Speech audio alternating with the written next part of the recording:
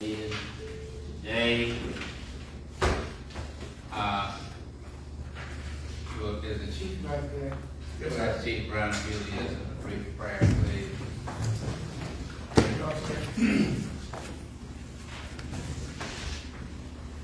Gracious Father, we just like to thank you today. Thank you for everything you've done for us and what you want to do. Ask you to bless everyone here, bless the individual, and bless their families as well. Also bless the marriage and more all of the individuals of the city, and continue to keep everyone happy that wants to be happy. I'll be blessed. I ask in our son Jesus' name, we should pray. Amen.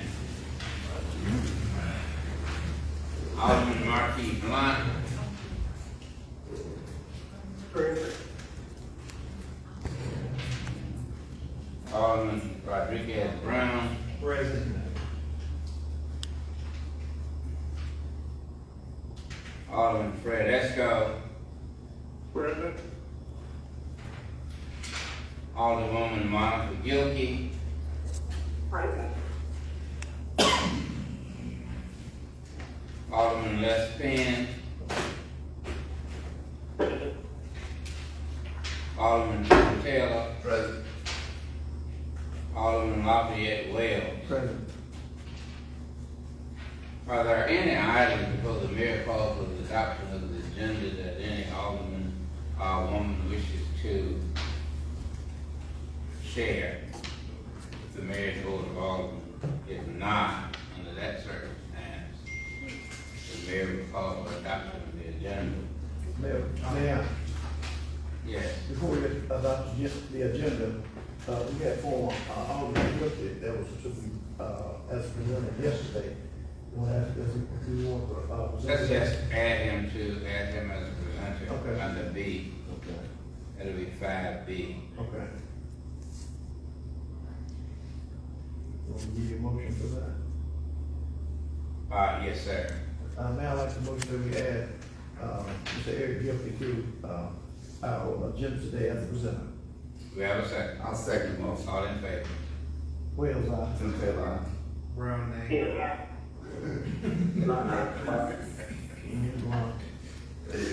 yeah, I still in it. You know, This nigga really out. Yeah, you always gonna have some leftovers. We sharpen each other.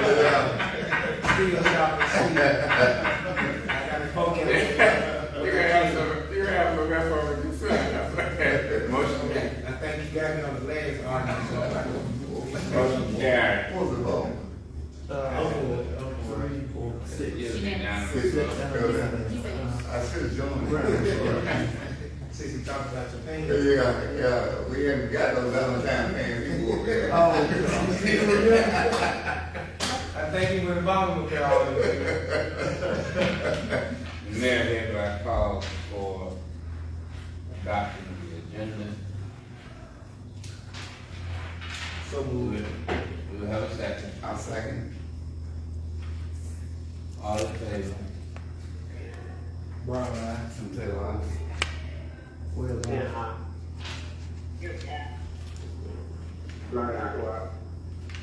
Motion carried. The agenda is hereby adopted. The first presenter is Mr. Matt Pigg.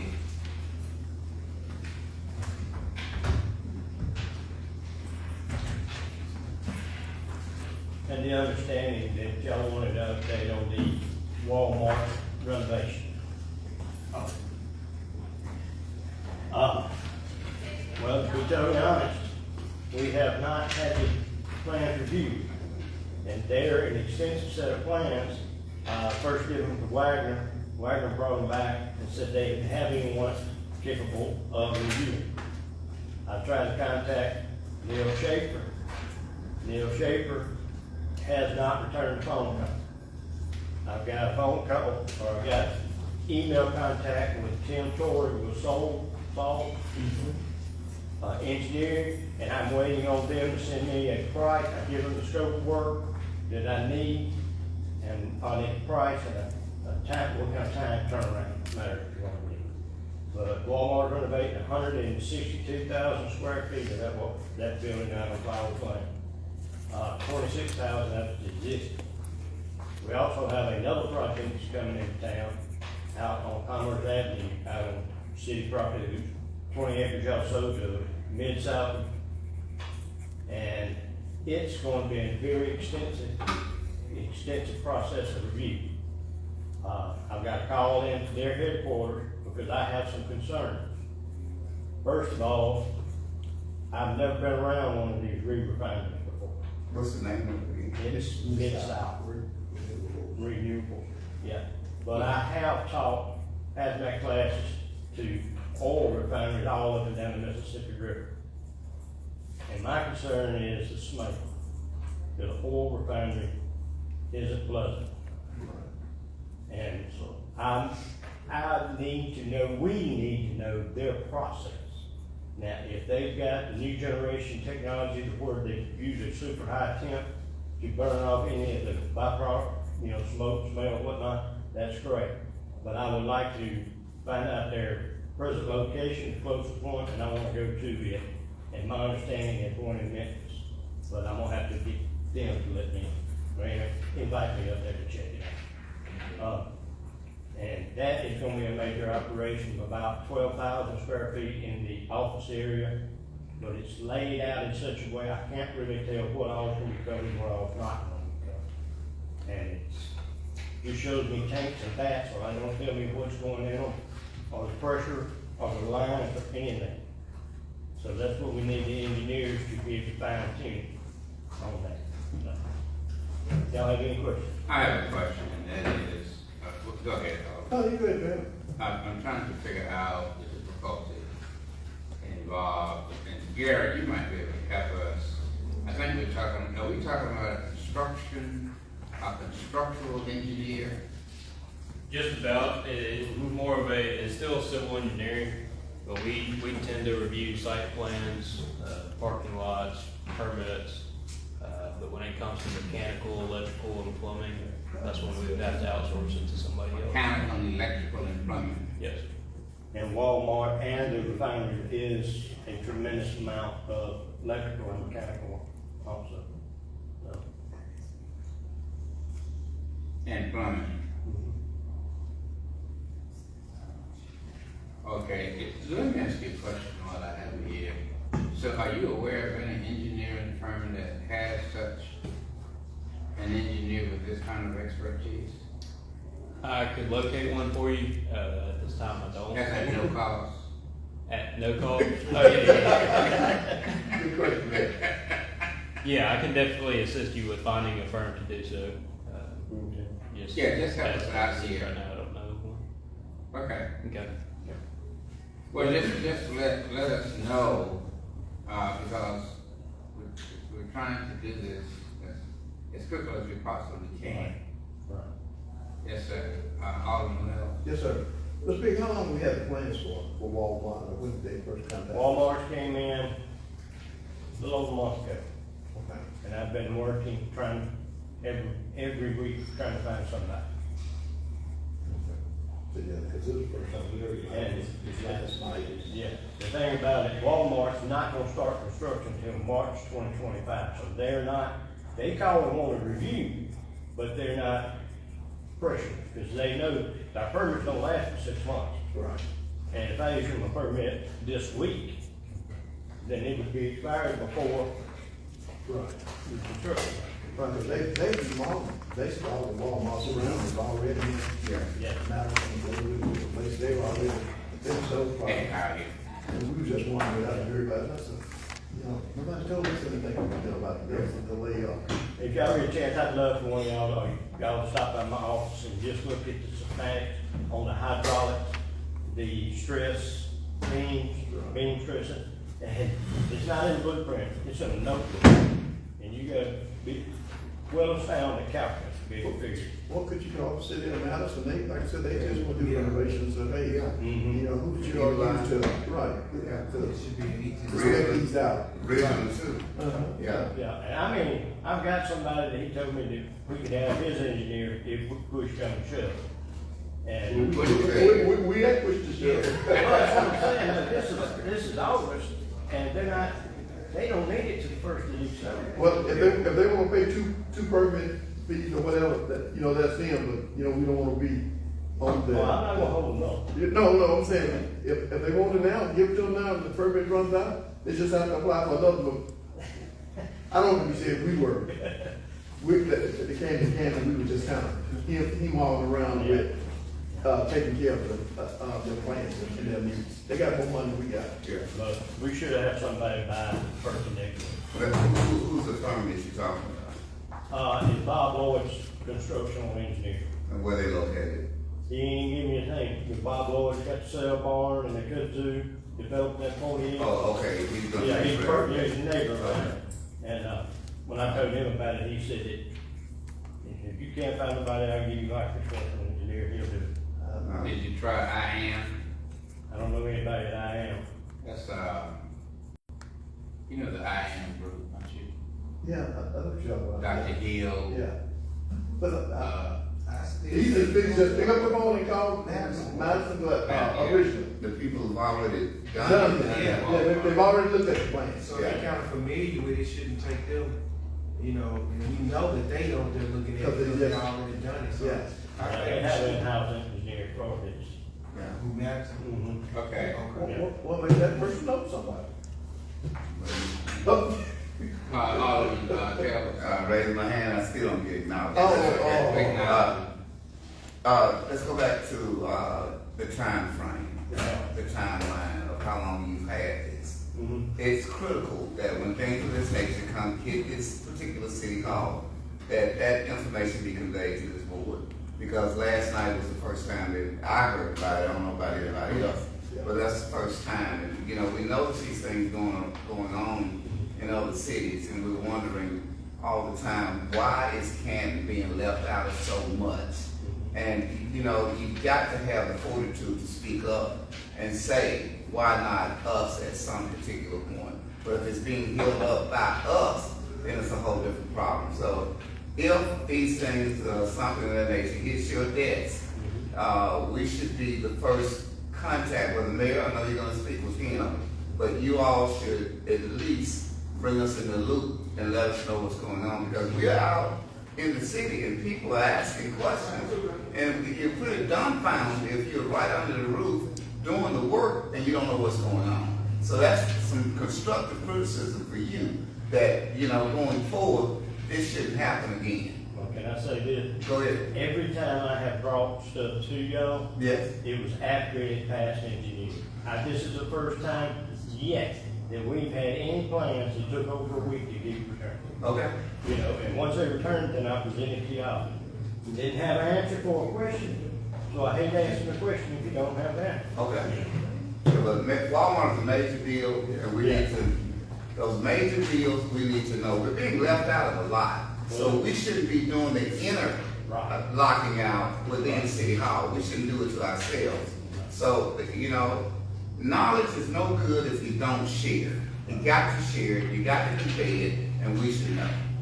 Like I said, it wasn't intentional, it's just I followed the process. I was taught from day one, you know, get it approved, then notify. Because you don't want to get something spread out there and it falls through in the engineering. Okay. You know, not be developed.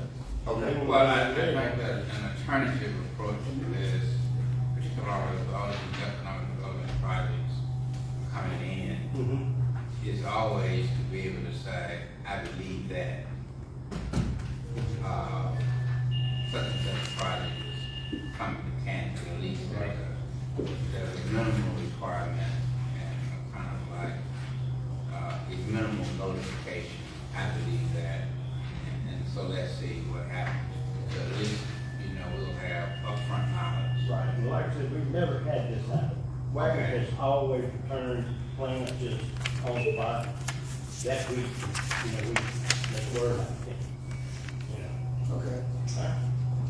All right, does anyone want to look at this before I leave? What is that? That's Canton Garden Park. Well, what happened with Canton Garden Apartments, as you know, we set up a team to resolve that issue. And I don't think that we're gonna be able to resolve it today. We put, No, we just don't need to lose. we put all of Fred Esco and all her knowledge, I guess she's right now. Along with you and some other folks. Can I ask one person to be added to that list? Yes, sir. Tony Brooks. Hey, He Tony has Brooks. been on it since day one, and like I said, he's one who has created this index or textbook or whatever you want to call it. Okay, then. Hopefully you guys can give us an update before the next meeting. Yeah, I will. And before the next meeting, I think supposedly September the 2nd, is that right? After Labor Day? Yes. Okay, That's our goal. all right. All right, that's me, all Thank you. Alderman Gill. Good evening, everyone. I have a few statements, a couple questions, maybe one question, and some recommendations.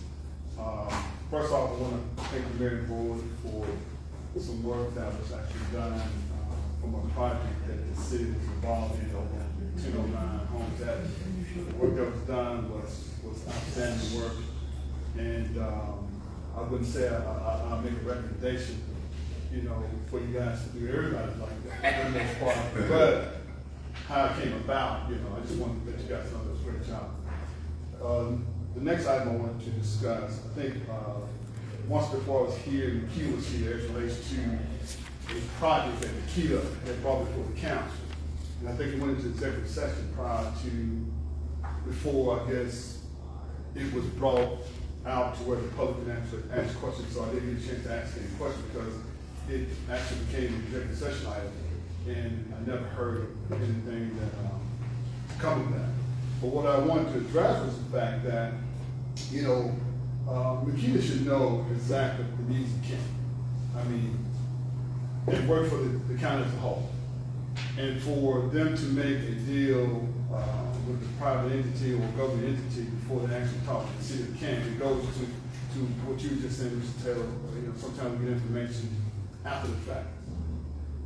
We heard on the news that a ABC warehouse was coming here before you guys did. And I think Makita's in the business of growing the county for the most part. Makita knows the needs of the city of Canton as related to property taxes. And they actually sold a piece of property. It benefited them. They sold the property to whomever, but it didn't benefit the Canton, the city of Canton. You may get taxes for schools and this and that and everything. But Canton is trying to grow. And we can't grow if we continuously evade, or people try to, or the kids for that matter, evade bringing in companies that can actually pay taxes that can help build our community. I'm not for sure exactly, I can't quite remember exactly how the deal was structured with Makita in terms of the mega site. I don't know if we gave them a 30-year tax exemption. I can't quite remember if we were told, or we agreed to not annex them until after 30 years. And I think, You mean the mega site? yeah, the mega site. Yeah, the mega site. So the two annexation issues here. Mhm. One annexation issue is Nissan. That was a 30-year non-annexation. And so we have about 7 years left. Mhm. And as a consequence of non-annexation over that period of time, we have lost revenue as a consequence of not collecting taxes of $30 million. Taxes are indeed paid to the county at $3.65 million on an annualized basis, leading up down to $65 million. And also the school, which used to be paid in lieu, is now being paid taxes. The deal that we struck with Makita is that Makita agreed that if we decided to annex that property, that there would be no resistance from Makita. And we also agreed that whatever business came there, that they would receive a 10-year tax abatement. And that's sort of where we are. Not the mega site, just. That's the mega site. Okay. Yeah. So Yeah, the there's- agreement was that there would be no pushback Mhm. on annexation. And any business that anchored there Mhm. would receive a a 10-year tax abatement. Because, yeah, we're receiving, they're receiving a 10-year tax abatement anyway, but if we annex it, became a city, it would still be a 10-year tax abatement. I wanna make sure I'm understanding, because, you know, either it's the mega site that gets, if I'm not mistaken, you know, my memory didn't serve me well, and you may have to kind of, you know, relook at the agreement that was made. I thought I remember that, not the mega site that gets the 10-year or 30, whatever the tax is. Amazon. Yeah. I think what had occurred, I think, every time a new company comes online, so 10 years have passed, so every time a new company comes into there, They get 10 years. they get 10 years. Right. So it's not like the mega site itself, you know, gets 10 years. So if you're in there or you're not in there, you know, 10 years elapsed. Yeah, every Anything that comes business in gets there. 10 years. Yeah, so it was almost kind of confusing, if I can remember correctly, that either the mega site or versus like a perpetual, you know, tax exemption, whatever. Because every time someone comes in, they get 10 years, whatever. And that goes to, you know, this ABC warehouse. Makita knew that Ken needed tax dollars. Correct. And they decided to sell, they make their money. They decided to sell to someone to where Ken get those tax dollars. They want to take their money now and spend it on something else. And I'm quite sure, I'm not for sure where they're going to spend that money, but I'm hoping that, you know, someone from here or Ken talk to the kids and look, if you attract any industries or whomever, Ken needs tax dollars. We can't pay police officers, we can't pay firemen, we can't fix potholes, we have to go into the little budget and we get them a tax dollars, sales tax, to pay for these things that will happen. And we're stretching our budget, you know, pretty thin. So I don't know if someone needs to talk to Makita, because Makita's been around, there's people that we can actually talk to. Say, hey, look, this is where Canton wants to go, with their growth. I mean, we can't afford to just give away, you know. Now, I'm not for sure exactly who's going to receive the electrics or whatever, I don't know, the energy or the city, the CMU or whomever. It'll benefit them. We can't grow if we don't get the tax dollars. This is the issue. This program that the ABC built has been in the work for 4 years.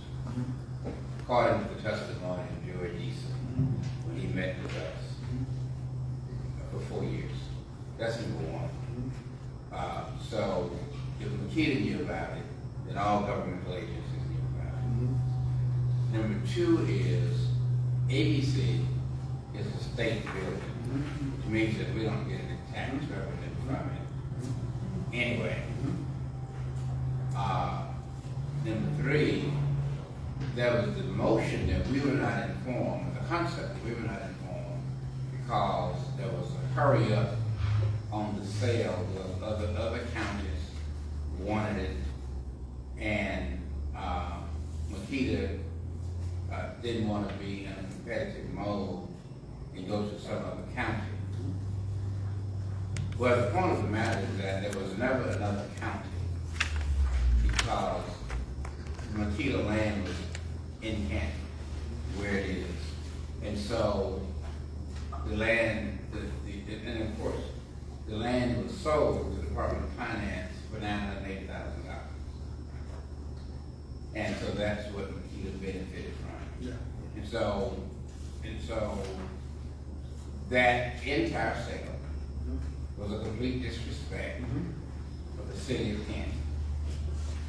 And I'm just being honest with you.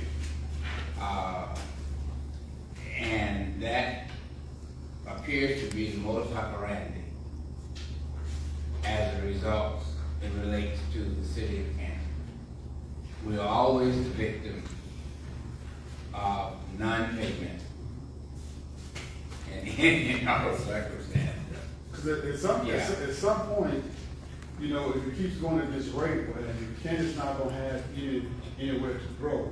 By the time the 10-year exemptions, have expired to where we can actually collect taxes off, somebody else going to capture us, if they're going to build enough of their communities where they can support annexation. Well, they're doing it now. We won't be able to support annexation because we don't have our tax bases to, the way that it is not growing enough, fast enough to kind of keep up with everything. So just want to just kind of share that and make sure or see if in fact there's a little more dialogue that goes on between Canton and Canton. In fact, because they're talking about buying some more land.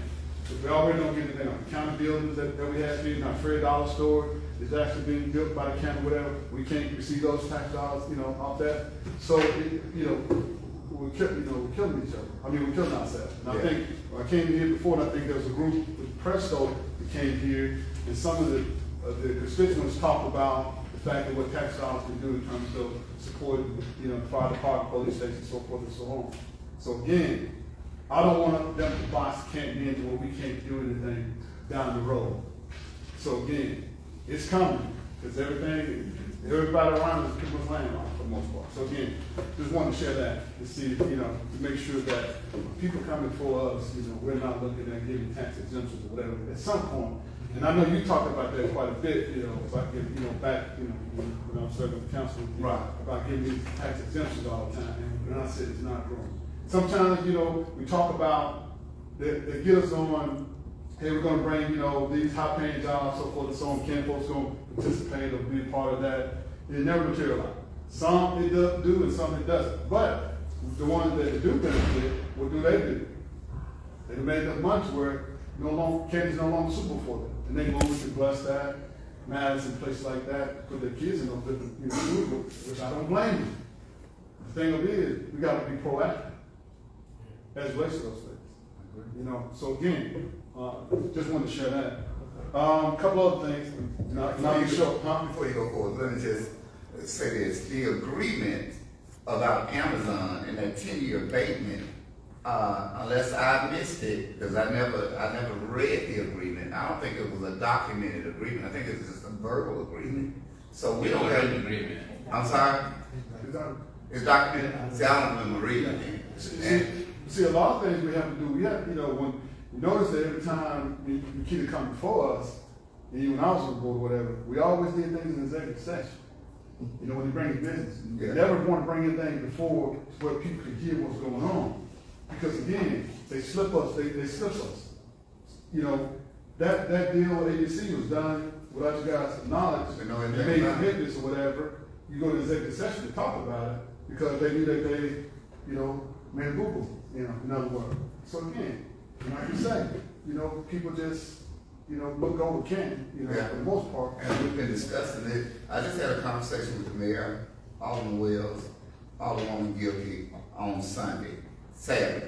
And, I'm looking at this United Auto Workers report on Nissan, the way this thing got going. And it's almost as if there was an intentional proposition to leave us out to some degree, but with the money being made. And now we're looking at the ABC warehouse. Who profited from that? That's the question that needs to be asked. I know I talked to Doc on Saturday, and we get these opinions all the time from the Attorney General. I'd love to see an opinion on that because, I know this puts a mark on you in politics. I already know that. And, win or lose, I'm going to stand up for what I swore and took an oath for. And, these questions have to be asked. So we intentionally being left out. Everything is coming, and there's an entity controlling what comes and what doesn't come. That has to be revealed and looked at. So, I asked all three entities on Saturday, what was the thought? I may have a conspiracy theory going on in my head, but, I don't drive anywhere, so I walk a lot. People see me, and I want to be honest, because a lot will come back and get you, and you won't remember it. And I don't want to be doing that from where I stand at this particular point. Regardless of what my political future may or may not look like, I want to be looked at like an honest man, to do what's right and know that I gave all that I could in an honest fashion to the people that I serve. So we spoke about it, and I'd love to hear, how all this was done and what is the Attorney General's opinion on this. I'd love to know it. And I may be a man out there on the island by myself. I understand, the biblical story of David and Uriah. I understand those things. It could happen to me. But, one day I'm gonna look back and say, I think I did the right thing. So. Well, I'll deal with that. Because you're absolutely correct. Together we can make some things happen. Oh, absolutely. But when we come as individuals, it falls on that deal when one person has to come and wants to know something. Yeah. But if the group comes and wants to know. Whole different story. Second thing, garbage pickup. And I know I was here once before when the proposal came to buy trucks, so forth and so on, for the city of Canton. Not sure if it's for inside the city or the new area that has been annexed. Now, I can say this right here. It's basically, my understanding is that those trucks that was purchased out there for that area out there, and I think when I was serving on the council, I think they had broken down the time too.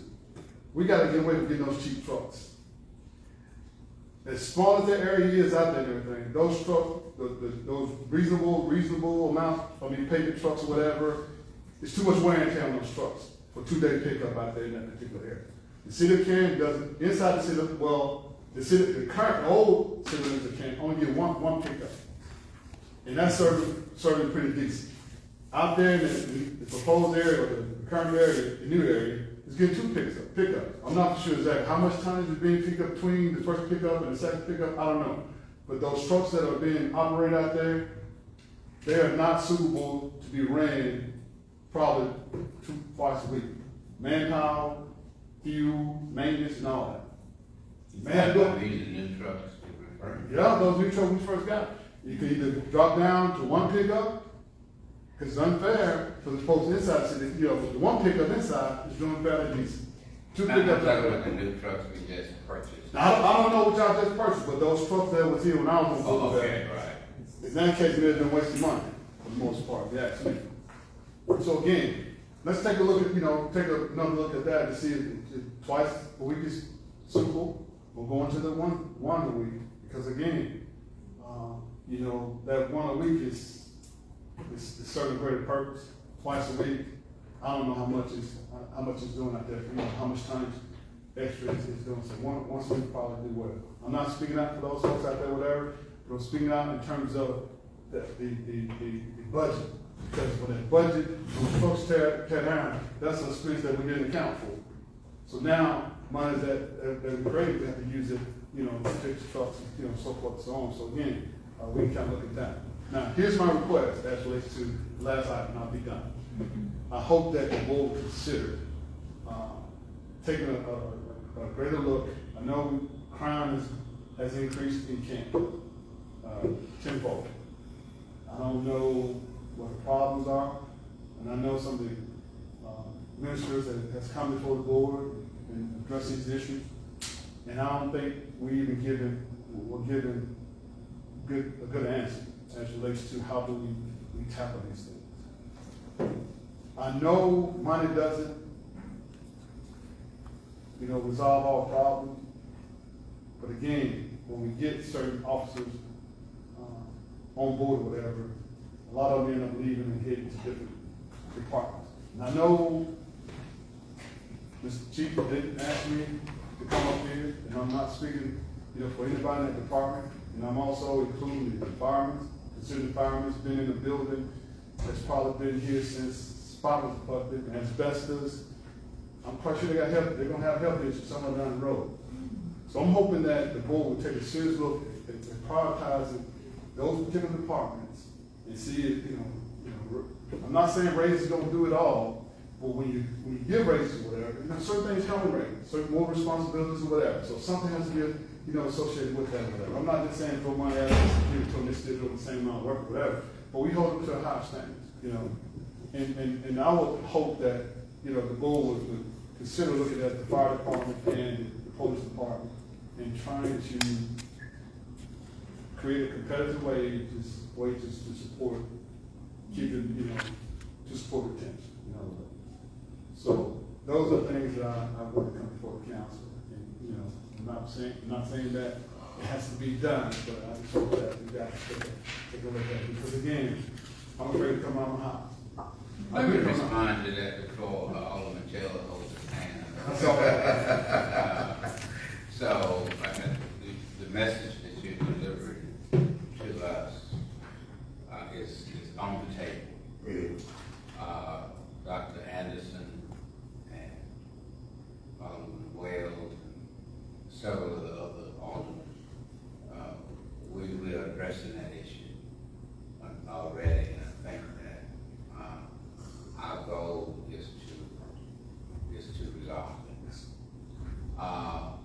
But there's another issue here that no one is speaking of, and it's kind of related to all of the other things that's happening here in Canton. One, the inability to annex Nissan is one. Two, the unawareness of the ABC building coming to Canton. And what I try to do now is that I try to speak as a connected voice, as opposed to a single voice. And a connected voice is when all the aldermen are speaking and saying the same thing. And then sometimes I have to stand alone. And I recognize and realize all of the good things the county has done for us, what they're doing for us. But someone has to address the issue on the 10-year highway plan or road plan that the county proposed, that the city of Canton, not one road, was involved in that plan. It's a multi-million-dollar plan in which Wagner Engineering is included as one of the engineers, if not the primary engineers. There is no road that is north of the Mason-Dixie line that happens to be Mustang, which is dividing the city in the sense that you have Madison and Richland, and then you have Farmhaven and Vermillion and Canton and all of these northern places. The northern part of Canton was not a part of the highway plan. No roads, no streets, no bridges. And to this day, I have not heard an echo.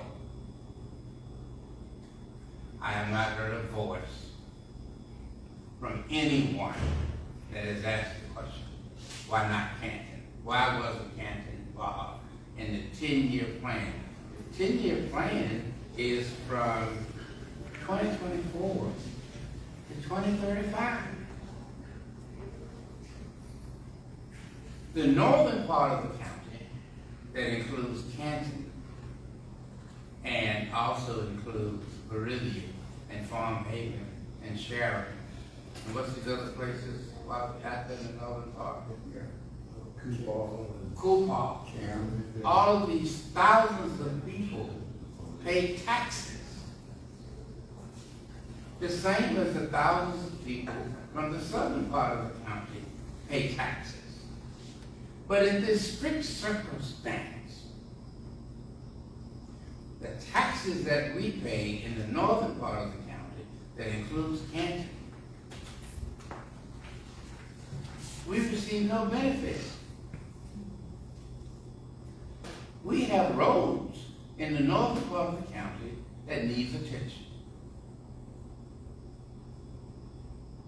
I'm not asking any representatives and the senators and the board members, but today this is my voice.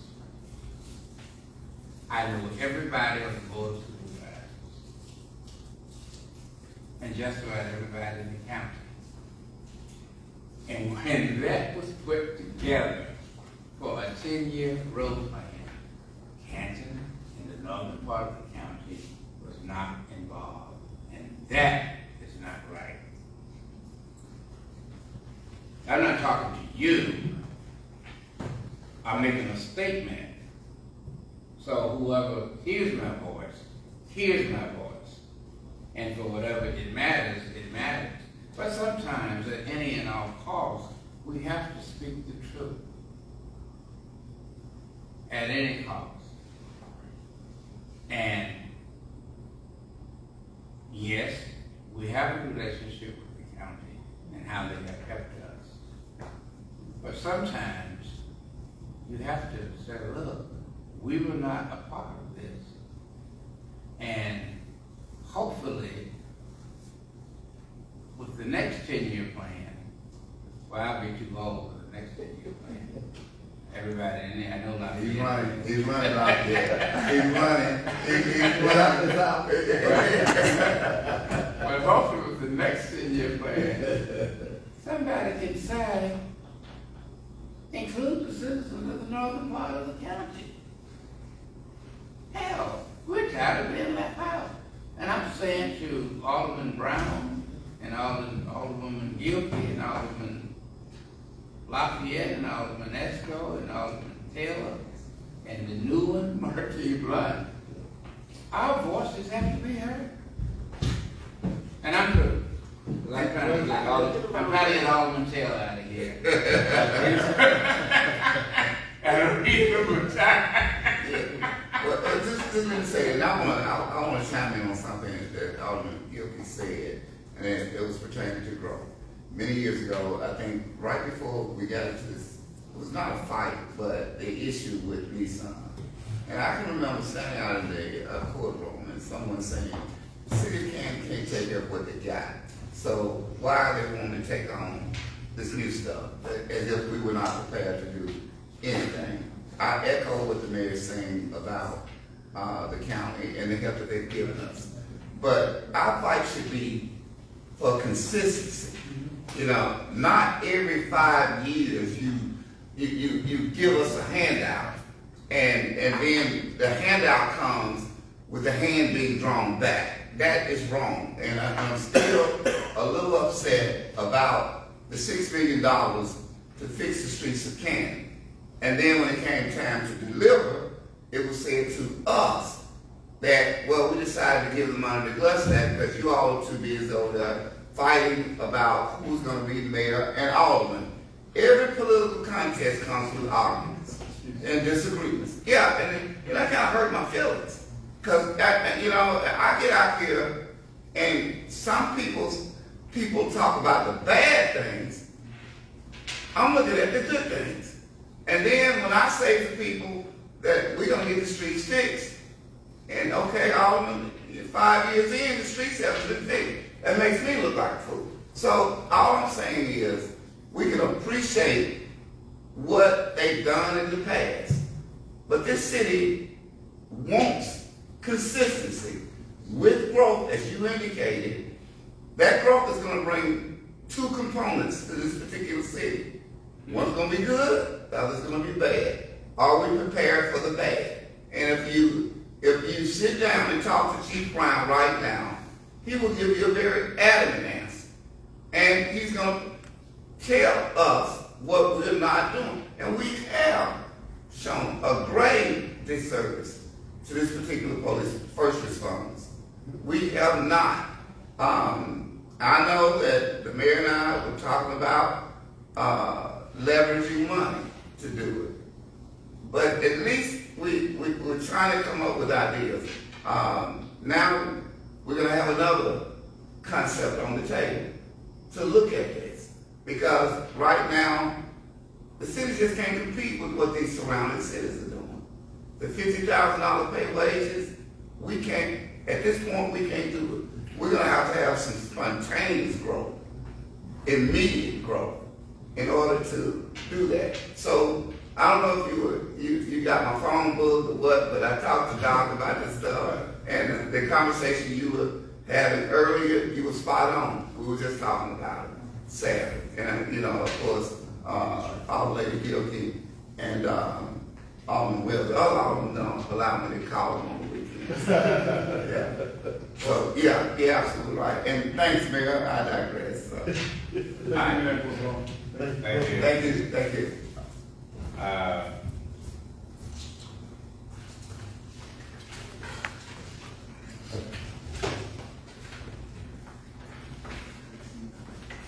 Where would like to make a hearing motion to adopt the blank document.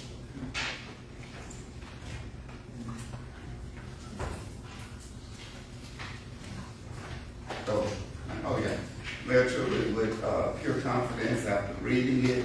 I think everything is in order. I'd like to make a motion that we approve the claims docket. Do we have a second? Second, Mayor. All in favor? Tim Taylor, aye. Brown eye. Wells,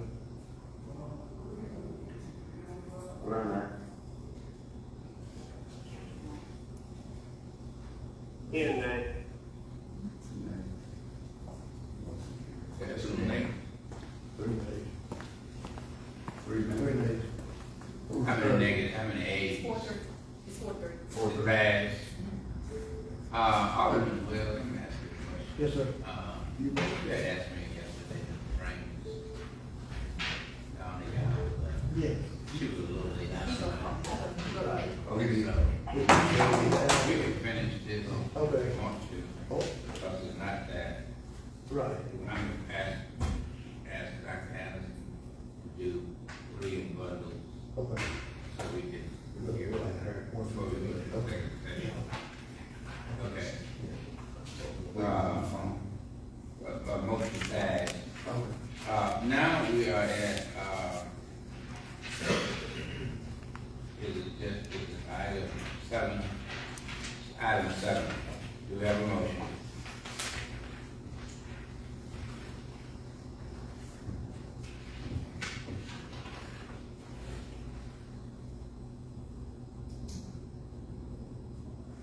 You want to read item 7? Item 7, approve to donate $1,000 to the Canton Gospel Music Association 20th anniversary celebration pursuant to Mississippi Code 17-3 to bring favorable notice to opportunities, possibilities, and resources to the city of Canton.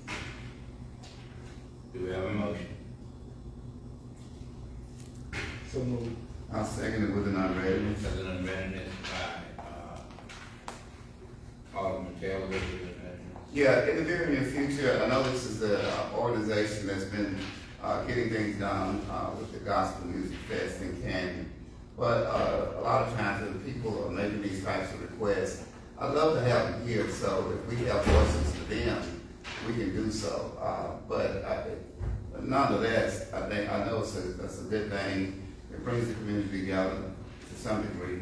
But just in the future, I hope that we will, anybody that we're gonna give a check to, that we get the opportunity to meet them, see them, and, you know, get a little bit of the history of what's going on, instead of just giving money away. My unread is, All in favor? Tim Taylor, aye. Brown eye. Wells, That's correct. Yep, guy. Kenton, Motion carried. you don't want one? Item, 8 through 10. Item 8, authorize and approve accepting one I-1 benefits group, alternate option plan, which includes United Healthcare plus IBG as the city of Canton's health insurance provider, in addition to accepting discretionary approval by employees with optional $50,000 life insurance coverage. Number 9, consideration of resolution to expend Modernization Act funds pursuant to Mississippi Code 27-6335 to use for repairs, maintenance, and/or construction of roads, streets, and bridges as provided by the statute. And item 10, consideration of resolutions to transfer Modernization Act funds to previously open interest-bearing bank account for same in the amount of $140,270.29. Do we have a motion? Now, motion, we accept items 8 through 10, as read and written. Do we have a second? All in I have favor? an unread. President Readiness by Alderman Taylor. You wanna go first? I just was, for clarity purposes, number 8, where it says United Healthcare, IBG. I want benefits. I want benefits is the name of that group. Is it not, was it not the United Way? Is this not United Way? It's United Healthcare. United Health. United, United Healthcare? Yeah. yeah, I want benefits is the company on? It's the name of the company. Right, it's the name of the company, but they're gonna put us with United Healthcare for our insurance. Right, we are agents. Agents for it, right? for United Healthcare and several other companies. And what they do, they market it out, and once they did, they found that United Healthcare was Canton was. That's why, it was just a, wording that confused me. I was looking for the one that had the large savings. Right. That's it, That's it. yeah, That's it. yeah. Yeah, my unreadiness is, and I know this may come after the fact, we can vote tonight, but I still wanna know what is, what's the future holding for, utilizing the MEA, because they don't take this particular insurance. No, they take that one. They take. We had United Healthcare before. No, I'm talking about going to the MEA. Yeah, United Healthcare. Okay, because in the past they did. Right. Angle Health, that was Angle Health. Okay, I got you, okay, all right, okay. My unreadiness is ready. Man, one of them. Yes, sir. The word optional, did we say optional? It's just the way it's listed on there. Okay, It's the way it's listed on Okay. there. yeah, but the life insurance goes, so to be understood that it's. Right. It'd be $50,000. Okay. Yeah, okay. Satisfied. All in favor? Alderwoman Gilpin. Alderman Gilpin? Alderwoman Gilpin? Yes, sir. My question was along the lines of the $50,000. Now, is that something that we're gonna pay the premium on, or is that in the property bank? Like we said, we were gonna pay. Yeah, we're paying. We're gonna pay that. It's $13 a We're gonna month. bump it up to the 50,000. Right. Okay, all right. That's my question. All in favor? Wells out. Tim Taylor. Brown eye. That's the right. Motion carried.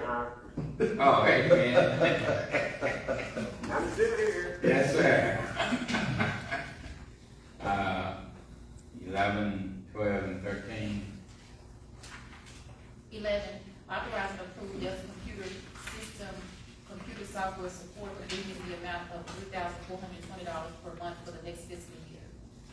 Number 12, accept and approve village report rates and resolution from Canton Public School District's budget for the 2024-2025 fiscal year. And number 13, authorize and approve the city to add Hartley, it should be HARTL, equipment company as a vendor for the city of Canton. Is it Hartley? Hartley. Hartley? Okay, this is what they added. Just missing the. I got you, okay. Do we have a motion? We have a motion that we accept, approved items, 11 through 13 as read and, That's Wait, it. We're accepting, Alderman Wells' motion, with no bias toward Alderman Green. We did indeed. Make the original motion. You ask for your forgiveness. Did you do the second, sir? Not you. Oh, okay. And I have it already. Oh, well, that's going to be the second, and I will tell Evan that It's just a question, as far as the millage rate from Kent Public Schools, we know the number. Have we conferred with them as to this being absolutely true?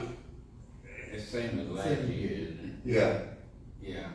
I haven't talked to them. yeah. I look like I saw Did that. they send us- they sent us- It's still, yeah. Oh, they did say, they okay. sent us statement. It's in. Okay. I didn't see it. The letters in- It was in the packet on yesterday. Okay, I didn't see it, maybe I was up, because I know I asked a question last week, what was the millage? Right. And I had to call the mayor over the weekend to, get, the millage. It should be in that. I got you, okay.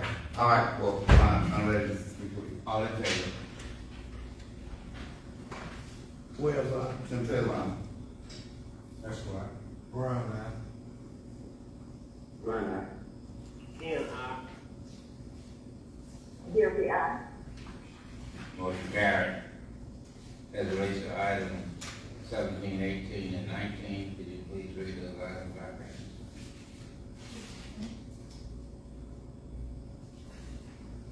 We started 14. Yes, ma'am. Authorize and approve reimbursing Jacqueline Gorge of 109 Jody Drive, Kansas City for garbage collection fees for an inhabitable home from May 2024 to August 2024 due to a house fire. 15, ratification of ordinance renaming the segment of Northwest Street to Reverend Dr. W.L. Johnson Senior Drive. And item 16, consideration of approval of fiscal federal funds procedure for management of federal funds in compliance with CFR, see attached.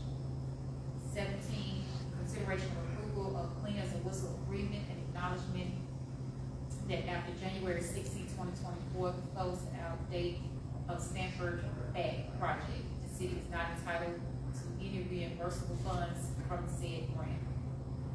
And 18, consideration of approval of or request to state of Mississippi enter and clean state-owned property, see attached spreadsheet listed parcel numbers of property hereto. And 19, approval of minutes of the mayor and board of Alderman meeting dates below. Do we have a motion?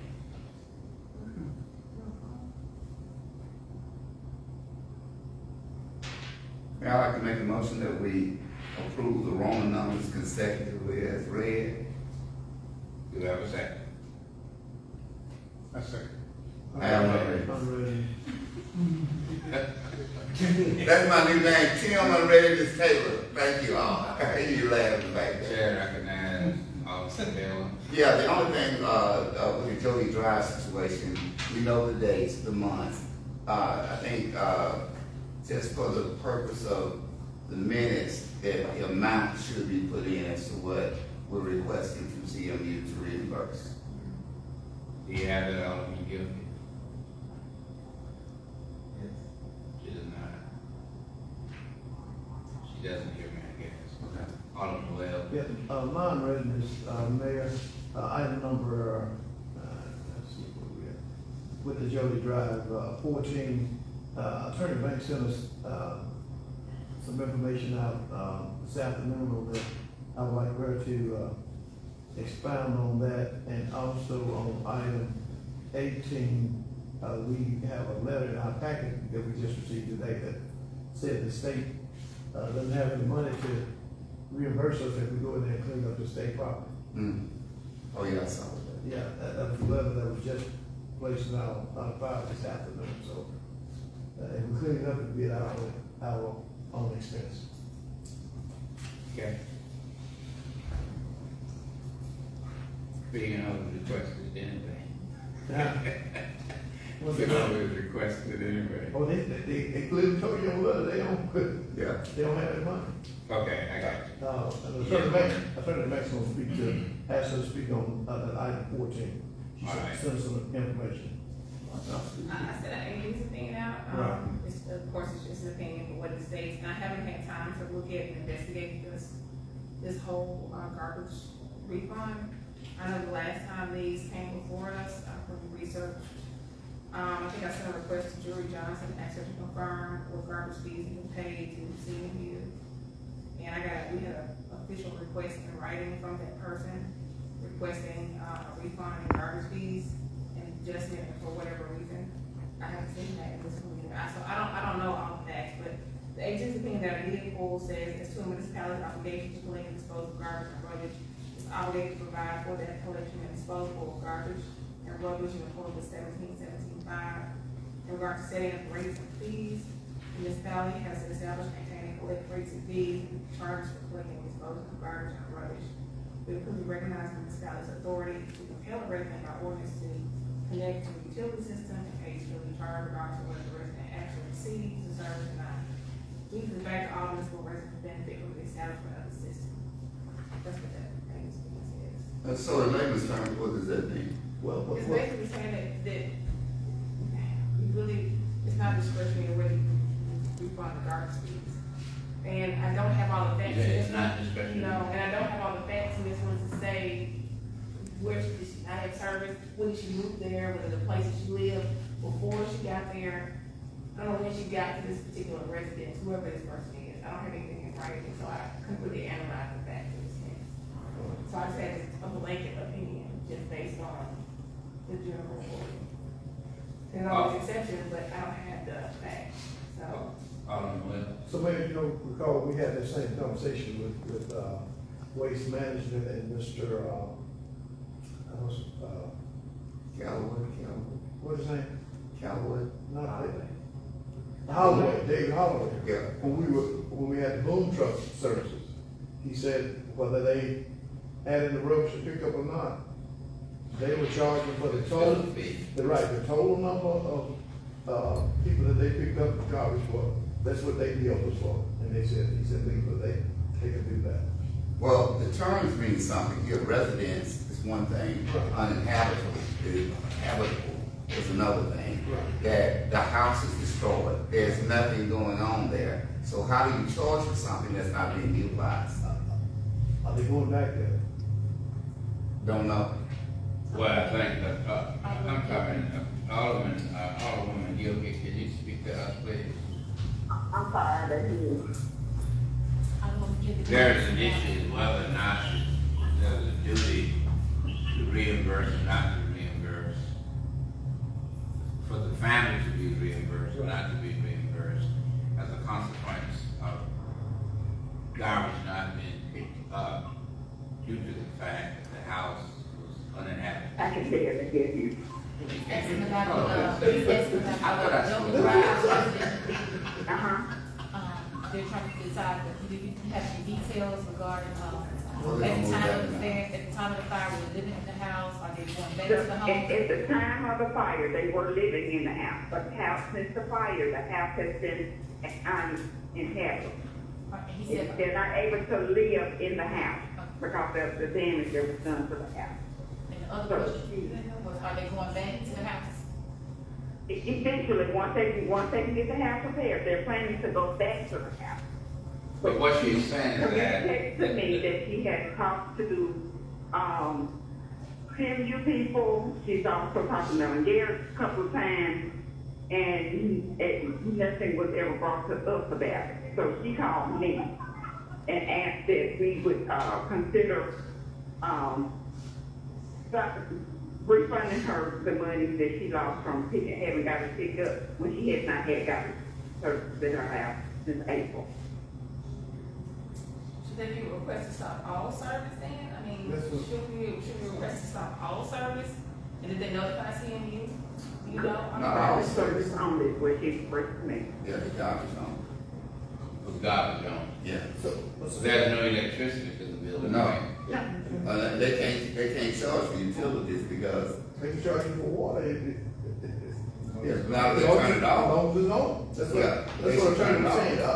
Are those services cut off? Yeah, don't know, but I think what's emphasized here is this, the trash garbage pickup, and it seems to be unfair from my, way of thinking, that if you are not putting garbage out, then why should you be being charged for it? And you know the house is a total loss. Well, isn't this an act of God? That's the thing, we don't even be paying. Yeah, The house is burned, right? yeah, Yeah. I think you're something in writing from that owner requesting, I think she said she contacted, CMU, and, yeah, so she, She has talked to CMU several times. yeah. She's also told me that she talked to, Mel Garrett twice. I think we need to still have her write up something requesting that says we bill through there. But, this case has some element of similarity to the yesterday's case, except this one is not so severe.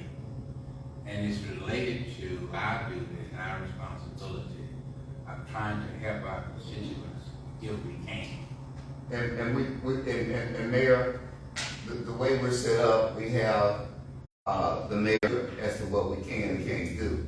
And we know that if hypothetically, if the whole city burns down, who's gonna get a garbage bill then? You know, you gotta think in those terms. And we should leave some people behind. And I don't know the financial situation of this particular person, but it's got to be an undue burden on her to be paying for something that she's getting no utilization out of. I just don't see that. You know, I know in another situation over off of Ridge Drive, that complaint came up, but they built the house back so fast, it was not an effective situation. But in her case, you know, from the month of April all the way to the month of August, and you're still seeing this fee show up, then it cannot be deemed as fair. Cannot be. And the legislative body of the city can make that decision regardless of what rules the waste management companies put in, nor with what CMU is saying, because, you know, we run this, and I think they're gonna eventually try to hand it back to us anyway, because they don't wanna be the collectors of this particular situation, according to what's going on in the media. And I'm gonna tell you, that's exactly what they told her. Yeah. That they could not handle it because they were only collecting for us.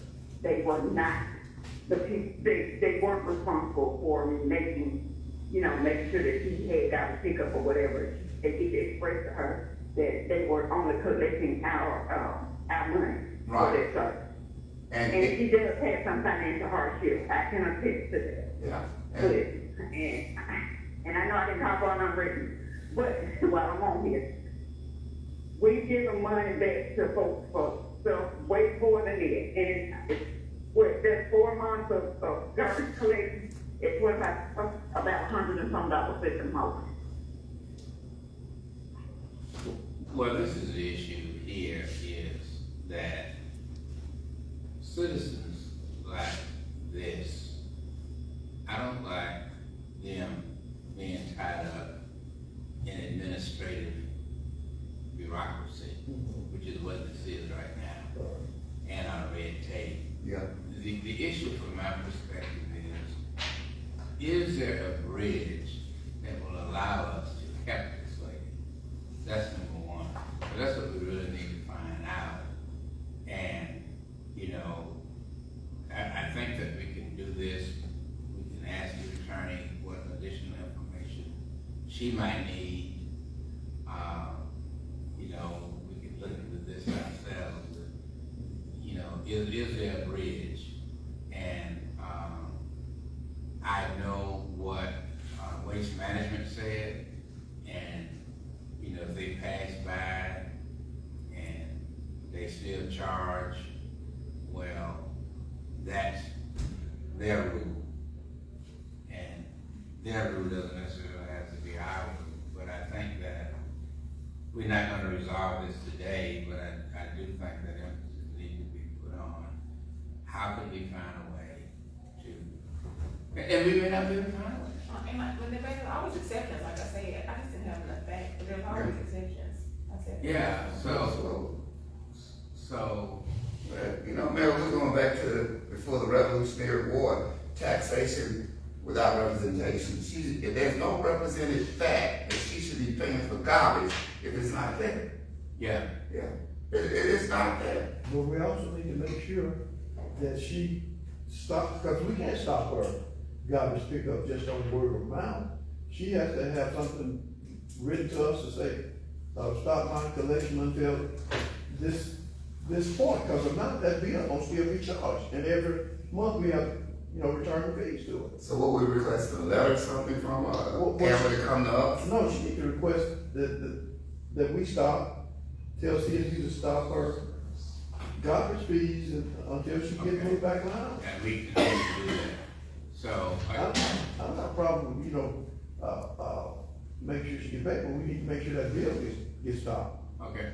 Let me entertain, Mr. Garrett, and then all the women, Gilkey, and then we can move on. Yes, sir.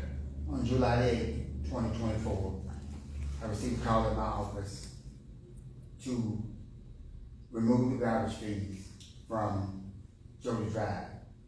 I then issued a letter to CMU, normal protocol.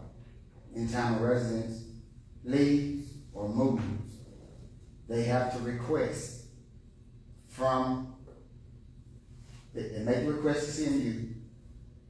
CMU can't do it. They call us and say, we need a letter. Go and verify that no one is in the home. We go and verify no one is in the home. We remove the can. We write the letter the same day. The garbage fees are then removed. The months in passing, we don't have any other way of verifying, because a can is put out, it may be put at the road just for someone simply cleaning out. So we don't have any verification because utilities are still on the house, is the reason that the garbage bill continues.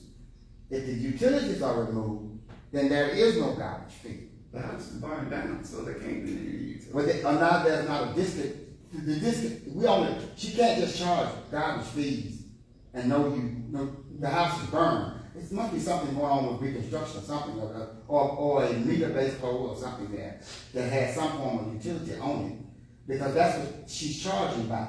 And so you can't have utilities and not have garbage. They coincide.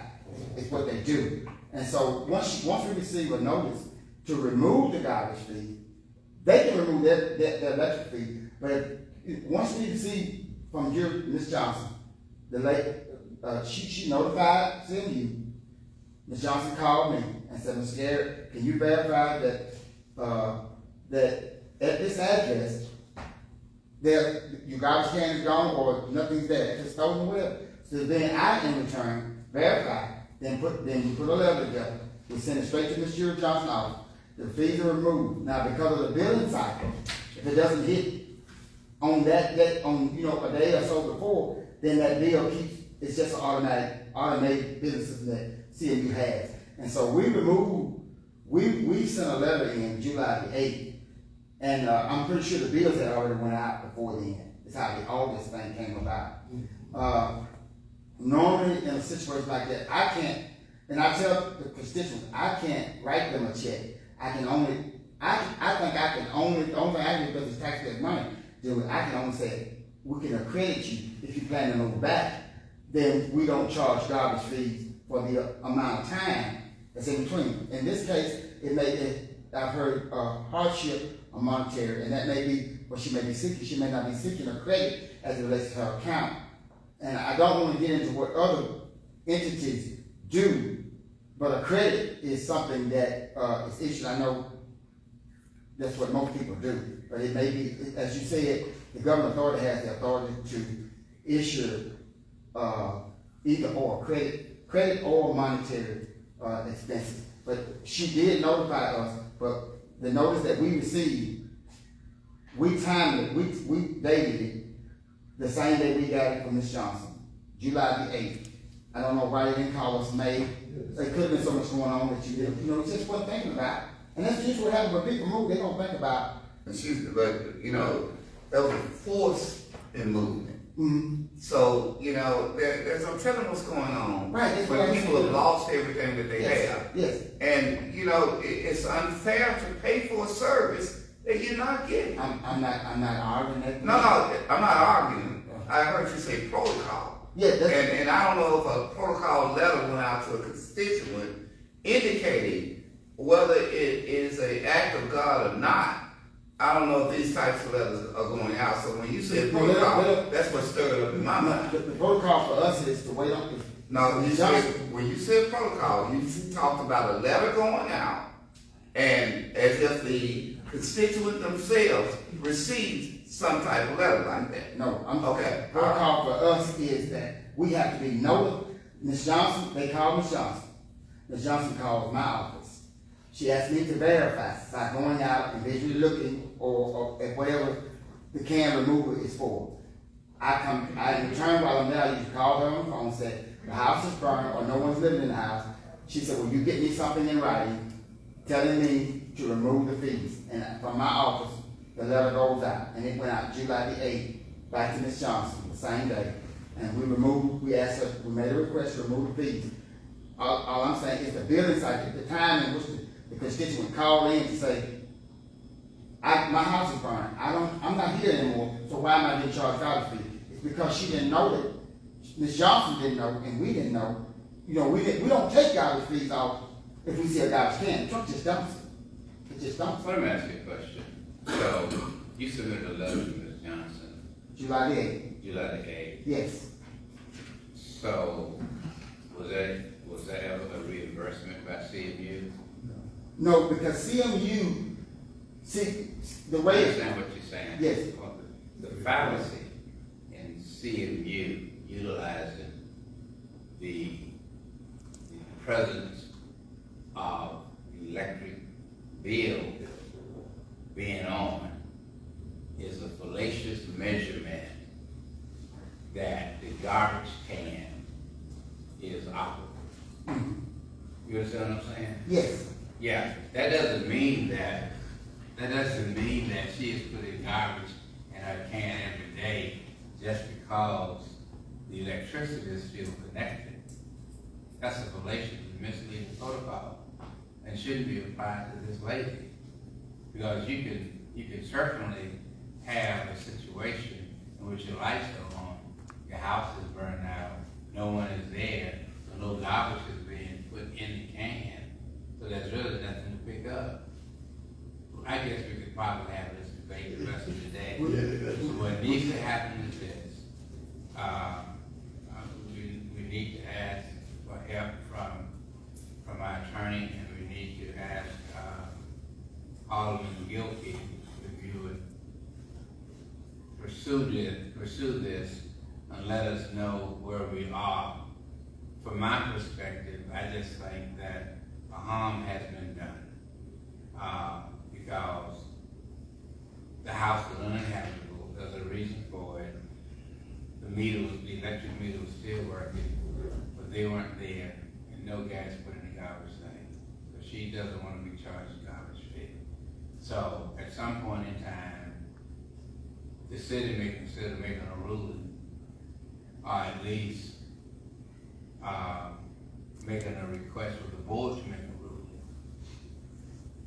on this matter. And with just this one thing, the CMU has sent us her payment. So the way it reverses is they can pay her back, but they would pay her back out of what they paid us because they just collected. So they sent the money to us, the payment to us. So that's the reason I said I don't have the authority to write a check to give the person. That's when I said the board would have to be the one that would have We have the authority. Yes, the board would have. Yes. Write her a check, but that's what the board decides. Yes, and that's all we need to know. Okay. And Mayor, just in addition to that, and I would urge all of them to go to the CMU board meetings. In the event that they give up being the collectors for the city, that's going to open up an opportunity for the city to create probably a new job unless we're going to outsource it.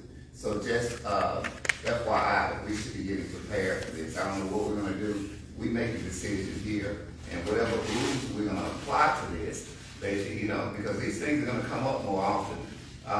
We're having more and more house fires in the city of Canton.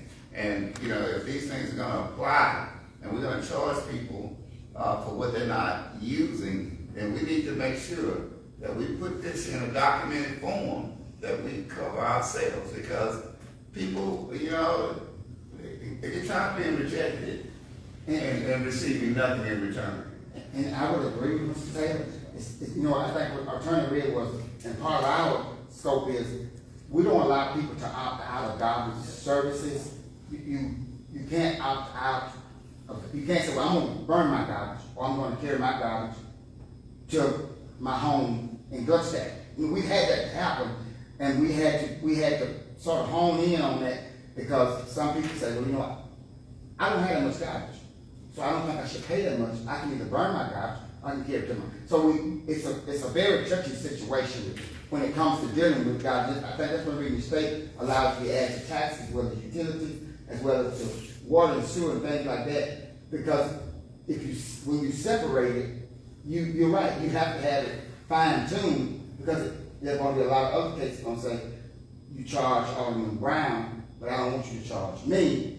And we get into this thing back and forth. So it's just something that we really would have to fine-tune. And if we create a collection system, or if we had a collection system, then we would be in the position to say, well, you know what, the garbage bill is too high, like the light bill is too high, so I think we'll take it up and down. We can do that, but it's just pros and cons to it. So is Chief Peters here? Yeah. When a house catches on fire, the first thing they do is remove the meter, don't they? Yes. Okay. So the meter's not there, there's no utilities. Was the meter there, Chief?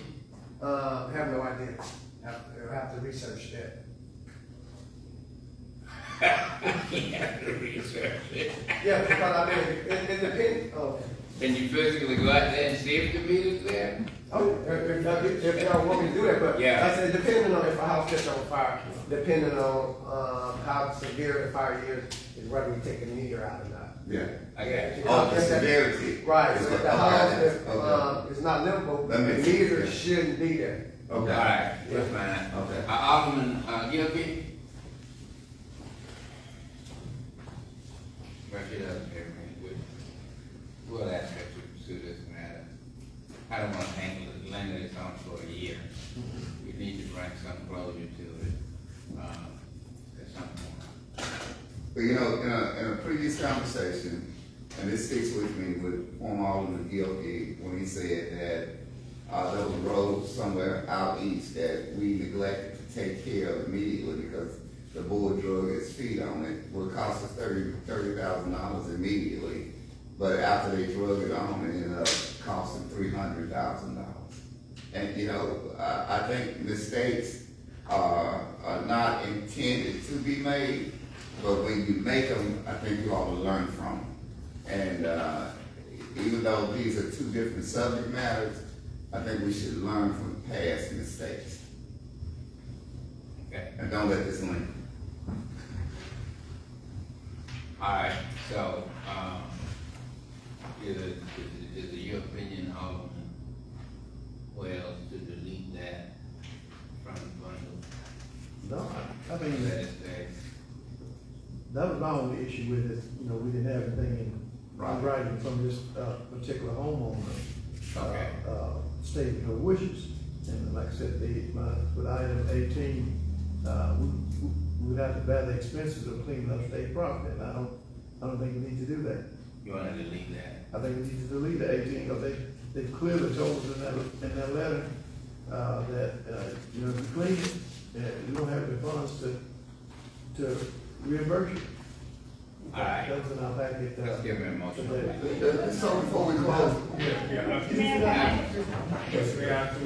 send it to us. Just, hold on a second, we got 18 people talking. We're gonna ask Alderman Wells if he'll finish his conversation. Yes, Then the chair recognizes Alderman Estes. Then the chair recognizes Alderwoman Gilkey.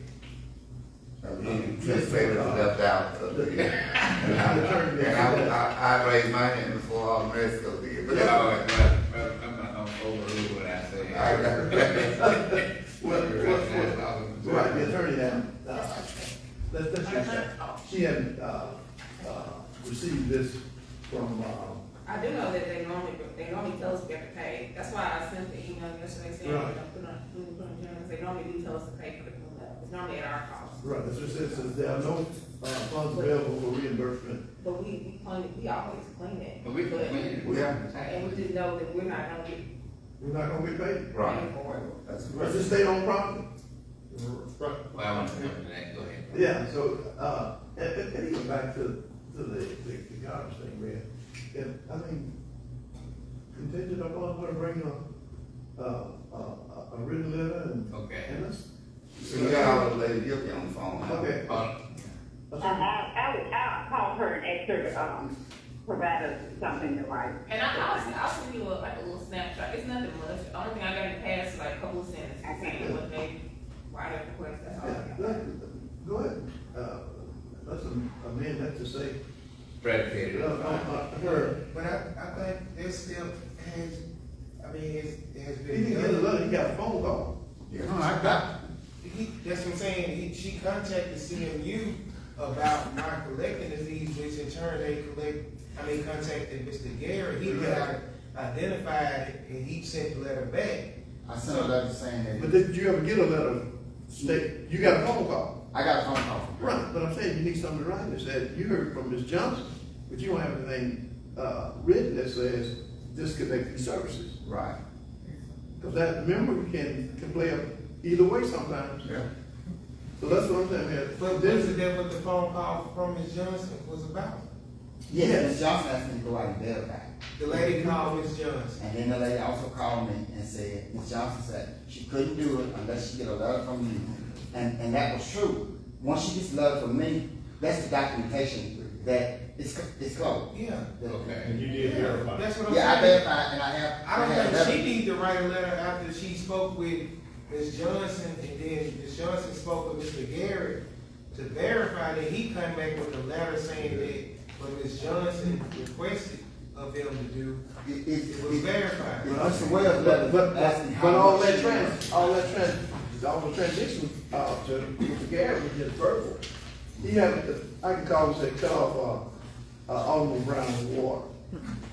And they said, oh, okay, we cut it off, and he called Mr. Garrett go cut it off. What I'm saying is, we don't have a paper trail that you end up saying, okay, y'all suspended my garbage without anything from me.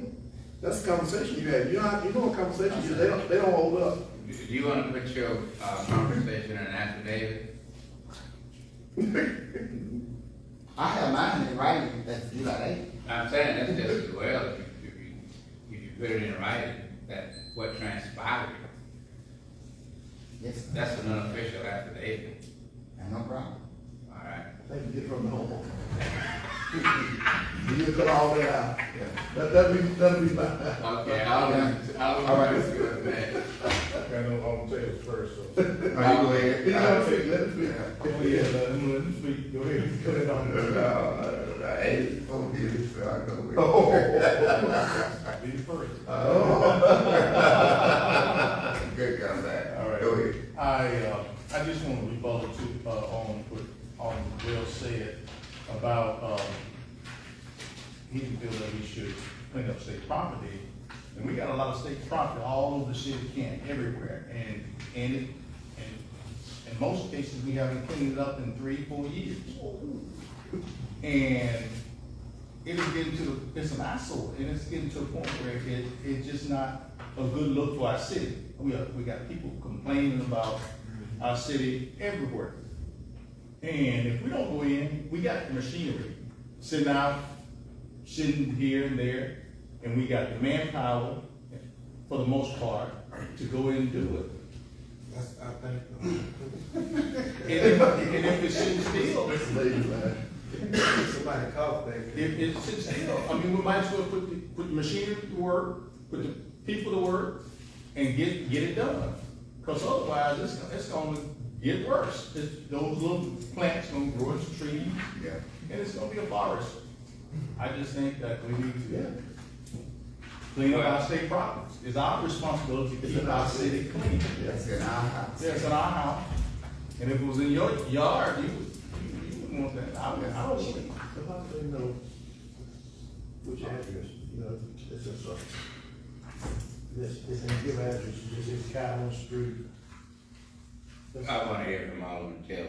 Yeah, I did know what, Alderman Esco was saying, it's our city. And and if we're gonna allow anything goes because we're not gonna be refunded for something, that means we're supposed to let this particular city grow into a jungle. And that's exactly what's happening. And, it doesn't matter to me, what the state says as far as getting money back.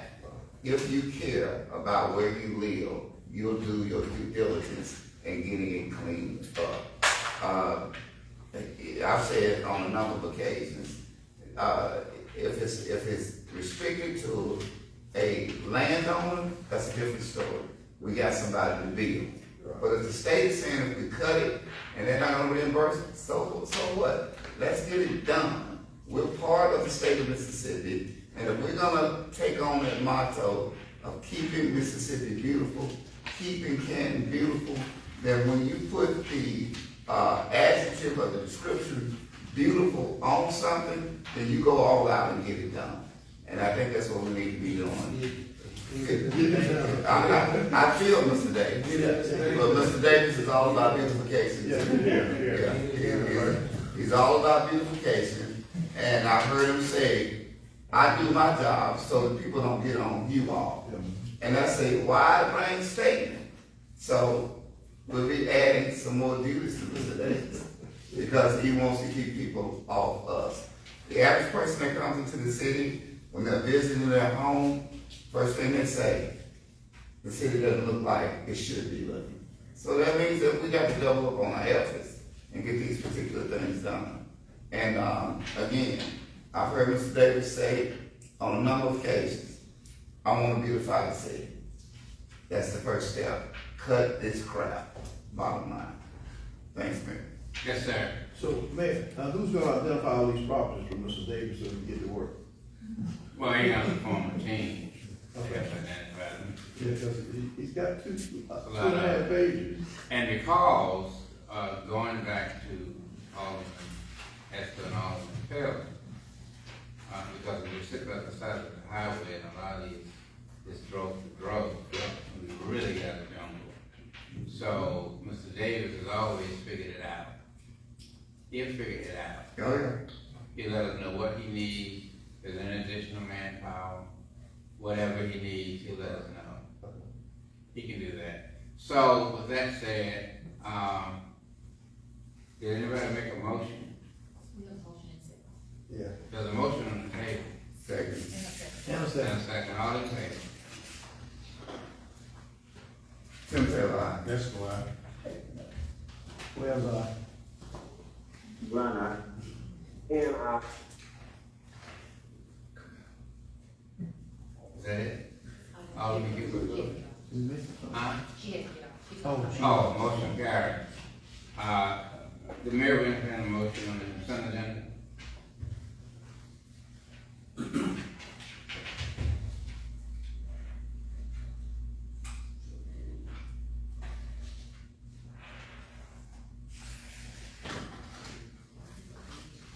And this is just a memo, I haven't read it. There's a request on the consent agenda for Melvin Garrett and Kevin Hodges to go to a SWANA, meeting. What is it that y'all have? You wanna explain to him what that is? Solid Waste Authority of North America. This is a meeting where we attend that are certified for continuing education courses. We will receive 10 hours for attendance. And what I'm looking at historically, normally, 2 supervisors don't attend meetings.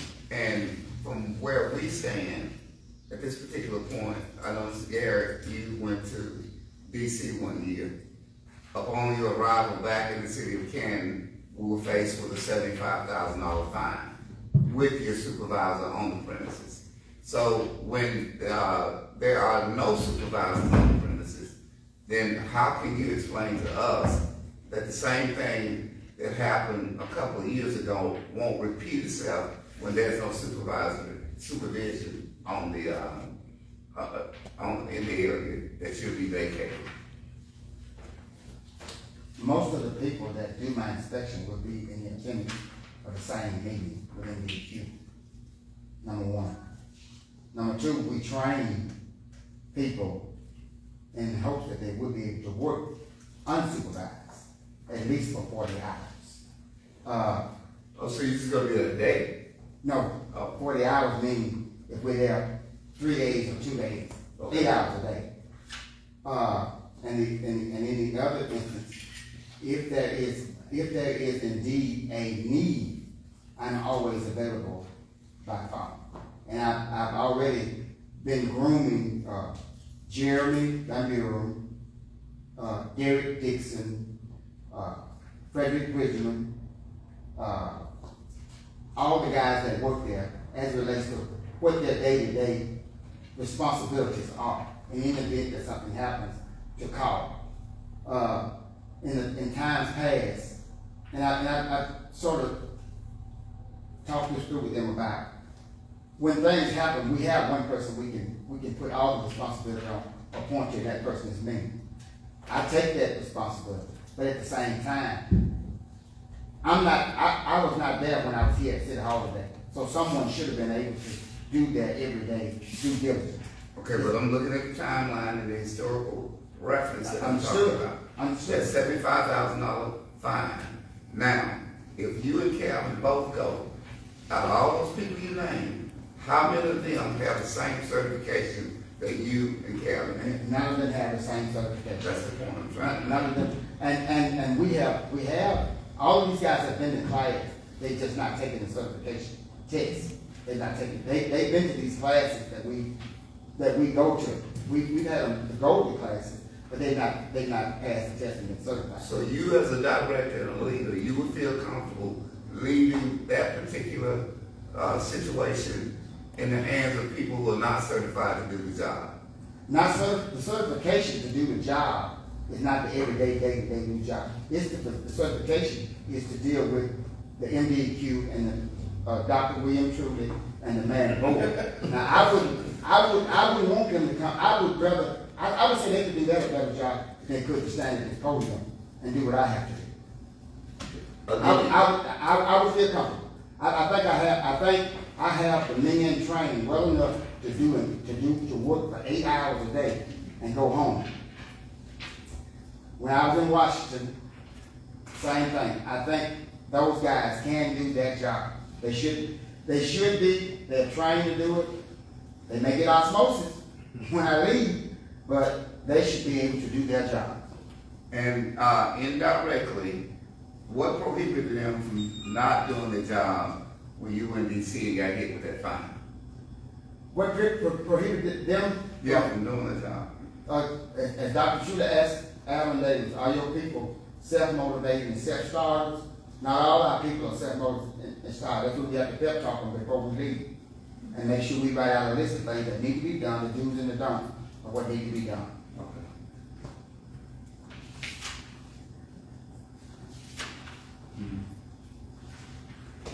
Everything come up a lot, man. That's the Davis. His name come up a lot today. Get it done. I would like to. Okay.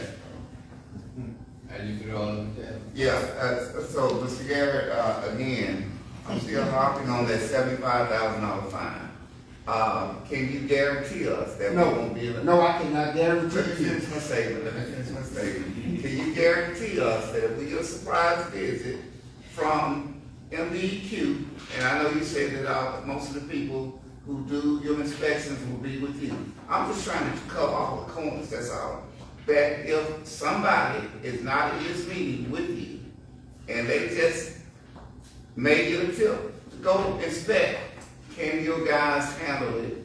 And we don't have to worry about a big fine of that nature that we got 2 years ago. I cannot guarantee you that I will get an inspector that will come there and say, okay, Mr. Garrett's not here, I'm gonna inspect him with a white glove. And if he passes, he passes, if he doesn't, he doesn't.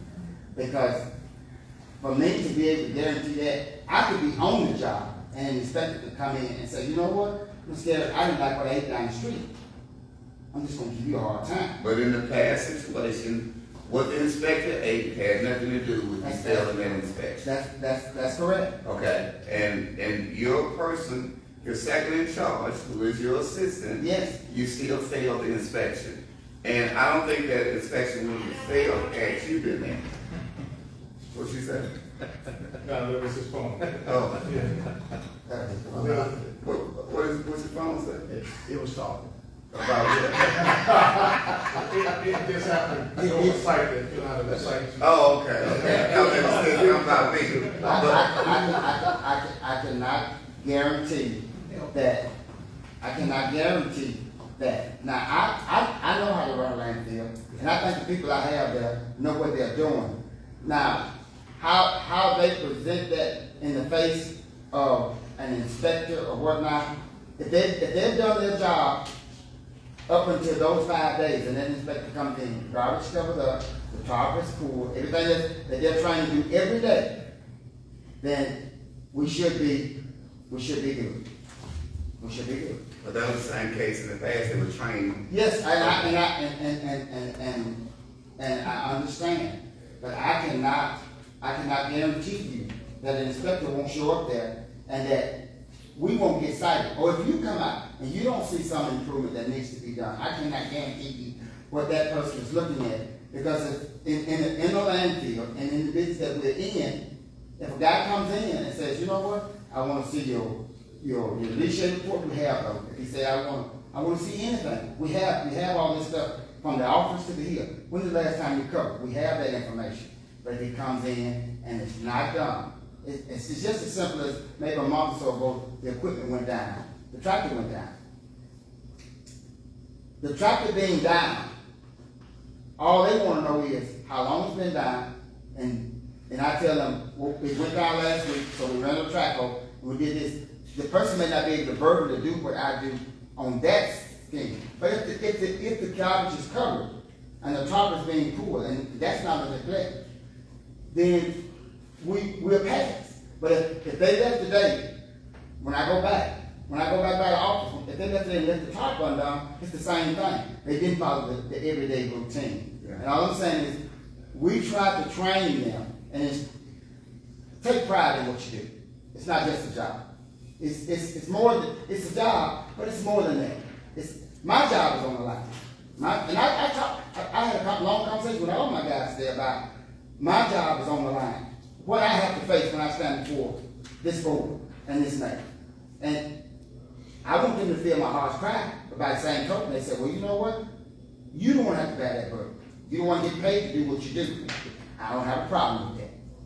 Responsibility and accountability are what pay the most. And I'm here to be a responsible person, an accountable person. I would hope that my guys would do the job that I instilled in them to do. Because I'm training for Kevin's position, I'm training for my position. Just the idea, we don't have people that are self-started, self-motivated. That's why you have to keep going over and over, and it has to be so rhetorical.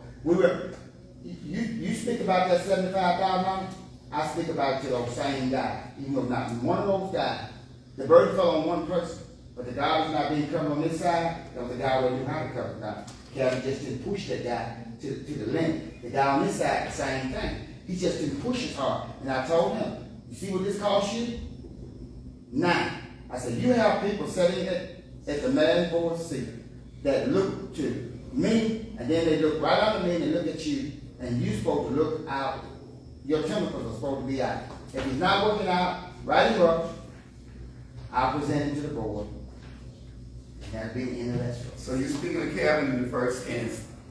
Calvin is not there. Who pushes? Who pushes is Jeremy, who knows what to do. Okay. Derek, who knows what to do. These same guys, they just have to be, they have to be jump started all the time. What are their titles? What are their titles? They don't have time. They're operators. Operators and labor. And Calvin is a what? He's supervisor. Okay. Let me ask this question, and that's as it relates to, I understand what you're trying to do is educate those folks who don't have the years of experience that you have, but simultaneously understand what this Alderman Taylor is talking about, not having an individual expertise on the premises. And so the question is, you have to, or you decide, if you had to make a decision as to who should go, you or Kevin, who would you choose? I would send Kevin because he was certified a couple of years ago, and he needs to do his CEUs. He would need to do his CEUs. Okay. I serve as a treasurer for the same organization, and that's the only reason. That's the only reason I would say I stay keep my certification up, but I have no problem. Like they're in Nancy. Yes, it's in Natchez. All right, well, I've heard all that I need to hear. Thank you. Thank you, Mr. Chairman. So, I do want to ask the board, if you gentlemen read consent agenda.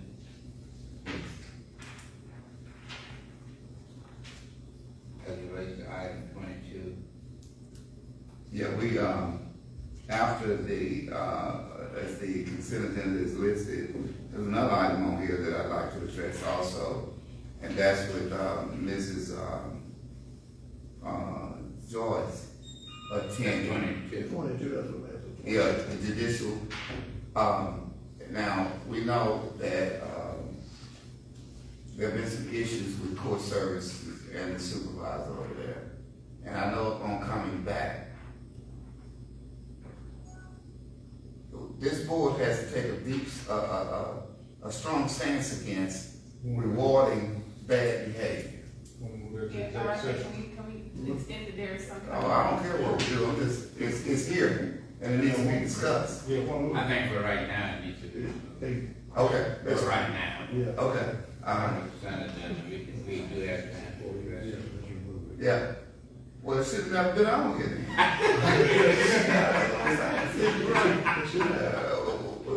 Come Give me a on. motion to remove consent agenda. Mayor, I'd like to motion to remove item 22 from the consent. Do you have a second? Yes, sir. All in favor? Where's that? Yes, sir.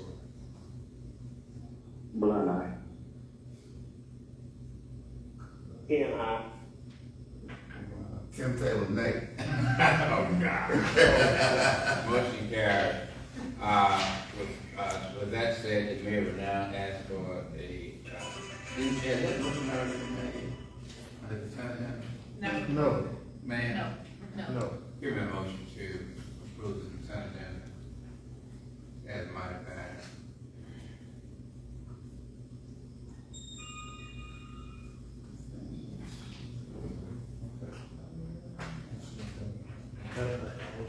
Who made the I'd motion? like to make a motion that we approve the consent agenda, Mayor, with the, that's been modified with the item 22 taken off. Give me a second. To executive session.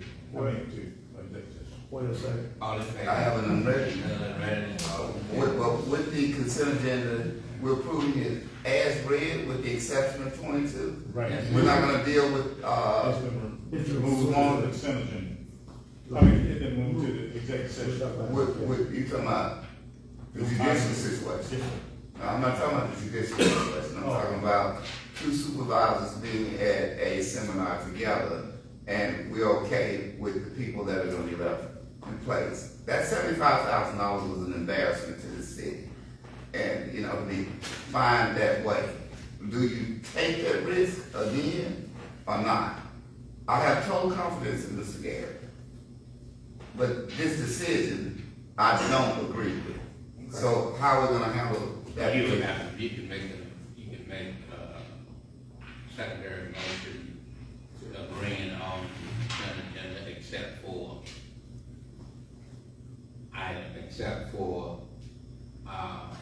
Mr. Melvin Garrett going to Swan, except for Mr. Kevin Hodges going to Swan. And Mr. Garrett said that he would be comfortable sending Mr. Hodges instead of himself. We just need a experienced person in place so that we don't get caught like this again. So I'd like to make a secondary motion that we extract Mr. Garrett from going to the Swan meeting and send Calvin Hodges instead. That's it. All in favor of the secondary motion? Tim Taylor, aye. That's correct. Where's that? Anybody else? What happened to everybody? We might even. We don't have a quorum. Right here.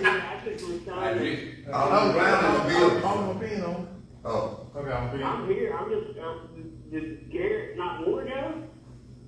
Yeah, he wants to go, but Alderman Taylor's concern is that someone of experience should remain here. Mr. Garrett's argument is that he and Mr. Kevin Hodges need to go to this meeting, and he's confident that everything will be okay. Can't The guarantee question is that it may not be okay, so a secondary motion was made by Alderman Taylor to approve the consent agenda, except and delete the going of Melvin Garrett. So right now, there are three aldermen who have taken that position. Well, I'm against that. I would like for Mr. Garrett to go if he wants to go. Motion carried.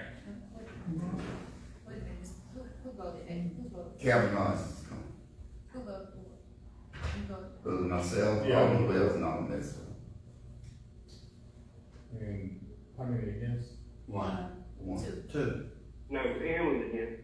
Yeah. And one. Ben and Bud. Oh, everyone, okay. So is it? It's still kids. It's still carried. It was close. The mayor was entertaining, Oh, man, before we need to add something to the agenda, we forgot, yeah, Can I also want to add something else to the agenda, Mayor? We forgot to put on the. Oh, The one of the black men has requested, sponsorship to the event, like we always do every year. okay. And I text you all the information, it's on your, text. If it's not on the agenda, we're not voting. And they're not present, all. I'm sorry. But yeah, he can speak for Well, it. that's it. I need a That's right. motion. Okay, yeah. I need You need to go to the to public. add 100 black men to the agenda. Before we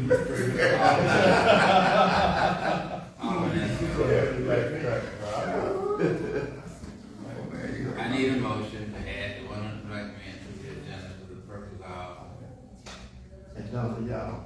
sir, And Ms. Dunn, I know, but I'm trying to get, Okay. I know the purpose of it. Yeah. Okay. Yeah. Okay, Trying to get from all for of that. sponsorship, Yeah. of the, 100 black men banquet, Gotcha. that's gonna be held, September 21st, at 7 p.m. And they have 3 sponsors. One of them is bronze, silver, and gold. And I would request that we do the same sponsorship we've done in the previous year. How much? And we look at our, That goal, I don't know which one that was. what's the goal, $1,000? Yeah, 'cause we were sitting up front, so. Yeah, okay, so the corporate is 1,000. The other level is 750 and 500. Okay. So 1,000 is the corporate. We might as well make Alderman Taylor's goal then. Yeah, we had good seats last year, so. Did the city get recognized, right? Oh, yes. I don't know. You know, they always recognize all the Okay. sponsors. Okay, so I need a Cause motion. you didn't sit with the city last year. I need No, a I had my motion. own table.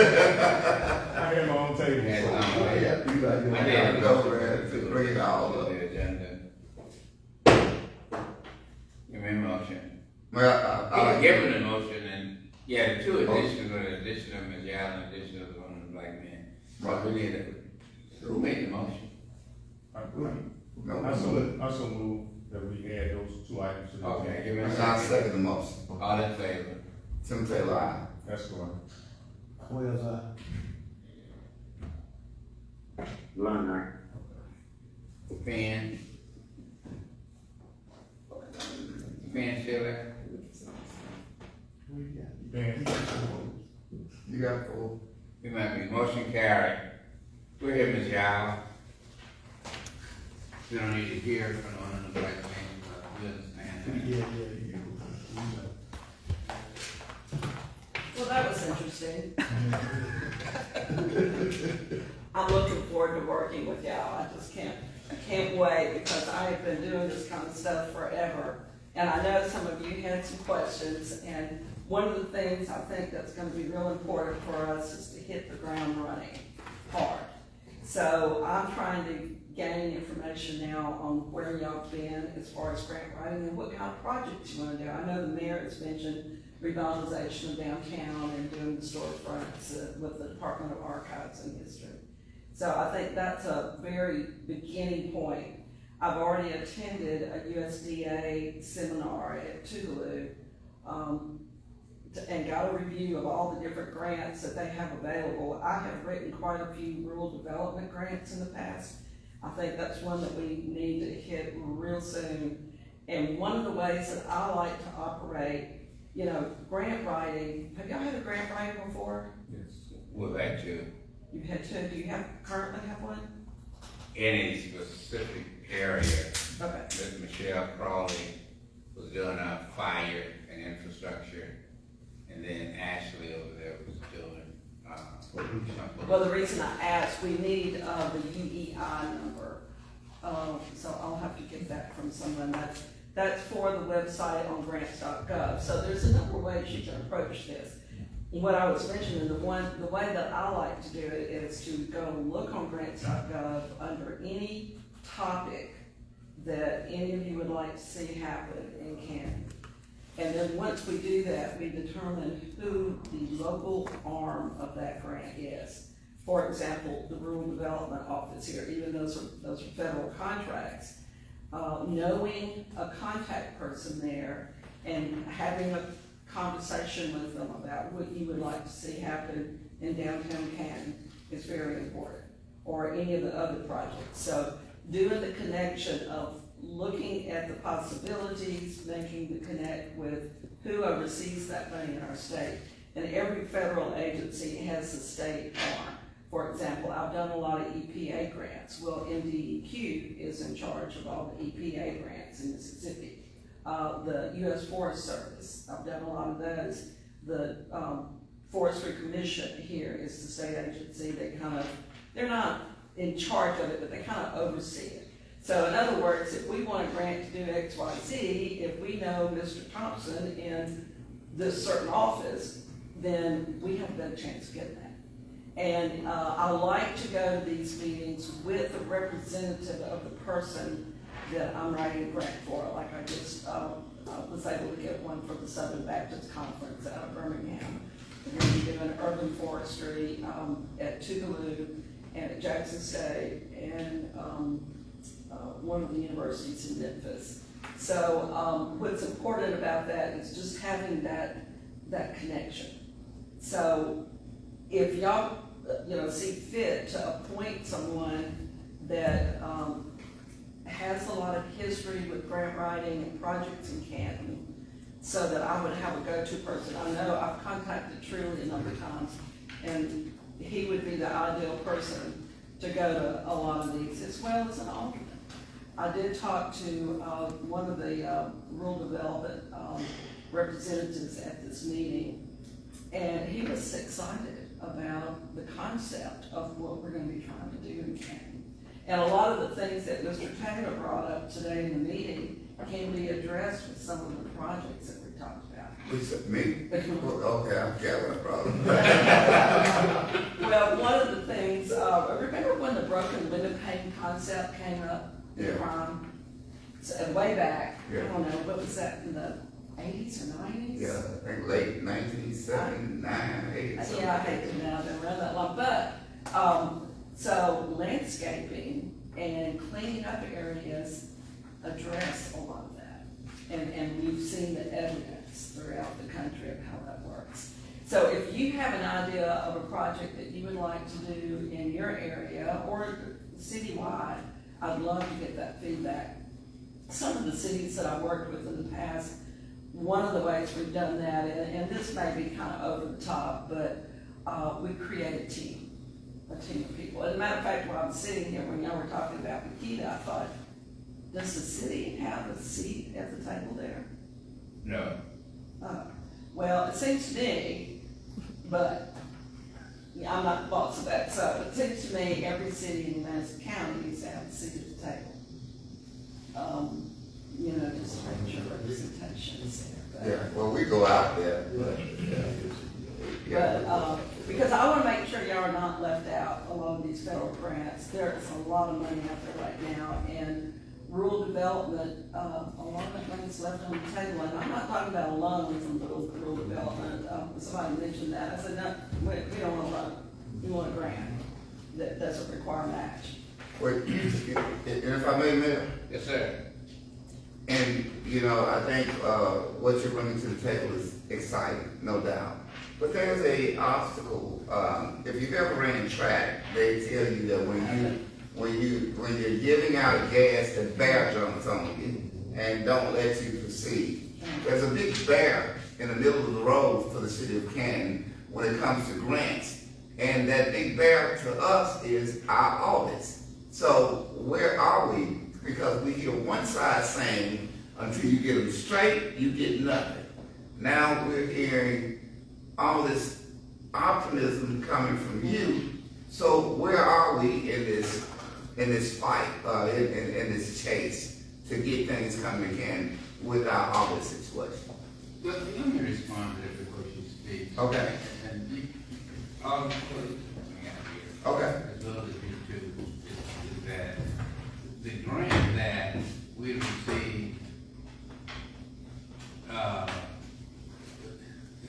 it was a water infrastructure grant. That Okay. Wagon Engineering got for us. Right. It's W something, I don't know where. EWP. It's EWP, and then. it's somewhere in that area. EWP. It's something like a $2.3 million grant that we were able to get, Program. even in the face of our history of our audit. Right. So apparently, it looks like we can get grants. Okay. And we also got, Jasmine Joyner has been able to get grants. Johnson. Huh? About Johnson. Yeah, Johnson, that's a race lady. She runs in the Olympics. She's been able to help us get grants for the police department, fire department. Miss Michelle Crawley was able to help us get grants for the fire department, so it seems that we can, in some instances. Yeah. And what Alderman Taylor is saying is most factual, but it seems as if we, in the face of all of that, we haven't been able to get something right. I've never seen that be a problem with a lot of the grants. Okay. Right. I'm not sure if this case might be an exception to that, but we can work on that. Okay, great. Yeah. But I do think, we need to just jump in there and start writing these proposals. So if there's any feedback that any of you would like to get, like if there's something you'd like to see in your district. Yeah. I know the mayor is very excited about doing something downtown with the storefronts and that sort of thing. So that's one of the things that we're gonna pursue pretty quickly. MDQ has got a tremendous amount of money, that's available for stormwater management. And I know Canton has had issues with that, so that might kind of resolve that if we can get some funding for that. And then NRCS, I met with them last week and mentioned that we were on board with you guys, and they were pretty excited about it. Okay. Is there something I need to know? Yeah, we like to hear the sound of NRCS, Yeah. the Natural Resource Service Commission. Yeah, we've been- Because they were able to Well, make there's available. several projects I mentioned. Yeah. I met with. But this is besides the $26 million. Right. We talking about mechanic, yeah. Yeah. Well, I met with Mr. Ritas, the state conservationist. Oh, okay. And Okay. You right on board then. Well, I can tell you, you go ahead and document this, in Ward 5, the ward that I represent. There was a discontinuance of sidewalks over there. I don't know if they ran out of money or what. But on Airline Street, they put blocks down. If we get that done before this next election, whatever make me say. Well, there are a lot of grants in creating walkable cities. Yeah. And the reason that's important, well, there's a lot of reasons, but it cuts down on carbon sequestration. It provides a healthy lifestyle. It exposes people to nature. So there's a lot of grant money in that. So the next time you're And, building, Commissioner Simmons has. for the transportation, yeah. Yeah. Let me mention this. Let me mention this, Alderman Taylor want to take up the end time roar. No, I'm doing just like you, Mayor, I'm campaigning. What I wanted to bring up, and you're correct, there are a whole bunch of grants out there, and even grants from foundations that we haven't looked at, and I guess the word is that, you may come to a situation and you may say, oh, person A might be best for this grant, person B might be, best for that grant. And so, if that is indeed the case, then just feel free to reach out to those folks who you Well, have a relationship with. if anyone has or is aware of any connection with foundations that you might have a history with, or a former resident lived here, or any kind of connection, that is something, those are not under grants.gov. So that is something I would need to know about so that I can approach Okay. in with a package that fits what you want it to be. So that would be great. I did get a call last week about, or a couple of weeks ago, about a project. Someone had a problem at one of the depots, as a train depot or something. Is that ring a bell? But I wanted to explain a little bit how grants work, and you probably already know this. You go in and you do your proposal. They may have a request for a proposal, or RFP, and you go in and you do those. And depending on the grant, it takes anywhere from 30 days, and some of them as high as 2 years to get approved. So it's a numbers game. It's what I have learned in my old age is the more you write, the better the chance. The more you have a connection with that money, the better the chance. So it's a matter of kind of building that, just building the whole track that you're headed on.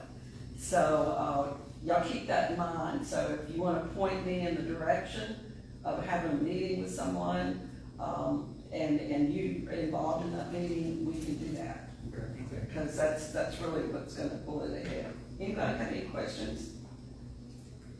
Yeah, one day that you're in the city early, if we could connect, I'd like to take you to Ward 5. Okay. And show you the continuous project that I'm talking about. Okay. And we can go from there. I know the last project was about $1.3 million. To continue what they started, I don't think it'll be that much because it'll be a straight shot. Do you already have a plan, or we would need to Probably need to develop. We'll have to develop one, yeah. Okay. Yeah, I'd be glad to do that. Okay. Just let me know. Yeah. And we can do some virtual makeovers and that sort of thing, so we can get a visual of what these things can really do for the city. Okay. All right, Monday, Wednesday, Friday, after 1 o'clock, Tuesday, Thursday, anytime. Okay. I'm good. Do you have my number? I don't, but I'll get it. Yeah, okay. And in our agreement, it said something about a monthly update. Do you want me to come once a month? Well, look, I would love to see Yeah, it. we love that. Okay. Yes. Okay, you're gonna let me know when, right? Yes, sir. Okay. I mean, yes, ma'am. It's okay, it's late. Yes, ma'am. Anybody have any other questions? Don't think I'll come back. Thank y'all. I look forward to it. I look forward to you. I love it. It's a Okay. great city. Well, thank you. All right, the mayor entertain a motion to go into executive. No, we have, All right, we're gonna request that, all next will go to the police and beg for this, donation. Oh, okay. First of all, I want the board to know that I'm not too proud to beg. I hear you. All right. That's a good one. So thank you all for this opportunity to speak to you all about the 100 Black Men of Canton. It's an organization that began years ago, and it has grown over the years to help a lot of the students and young men, young boys all over Canton and surrounding areas. And their motto is what they see is what they'll be. So what these men of our city, what they do is they mentor those children and give them a role model to follow. They take them places, they go on trips to see some of the professional games, they take them to see state legislators, they take them different places. So what we asking is a donation, a sponsorship, and this is how they gather their funds to help those children. They have this annual banquet each year, and they use this money to help those children. They even adopt a school. They adopt Canton Elementary and all those other schools, and they even go to the principals at the school and ask them to pick out some of the students that's in need of a role model. And so the request is to choose a sponsor. The corporate sponsor is $1,000.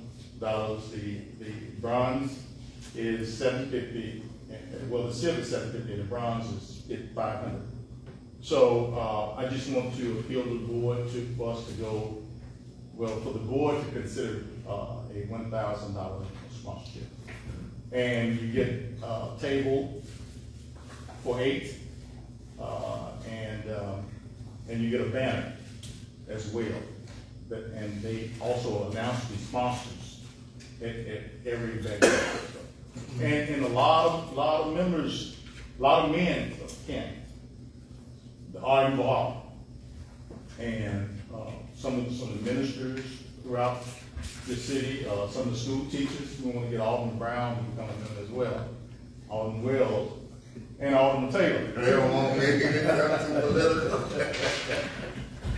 But anyway, this is what they do, and I think it's one of the best organizations in our city to help our children. Any questions? Well stated. Thank you. Thank you. See, I helped you with your campaign. Now you gotta give me back. Next we'll have Alderman Taylor. All right. In that case, do we have a motion?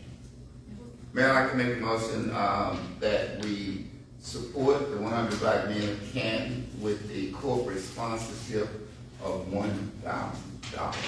Pursuant to what code? I didn't get the code. Yeah, it's a non-profit. Oh, you're trying to play tricks on me? It's 17. I got you. Yeah, it's the notice of opportunities to the city can. Right. Okay, all right, okay. Yes, sir. That's Who did you it. second? Second. All in favor? Wells, aye. Brown eye. Tim Taylor, aye. Should I vote? Yeah, yeah. Somebody put it in there. Aye. Motion carried. The mayor entertains a motion to go into executive session. So moved. Second. All in favor?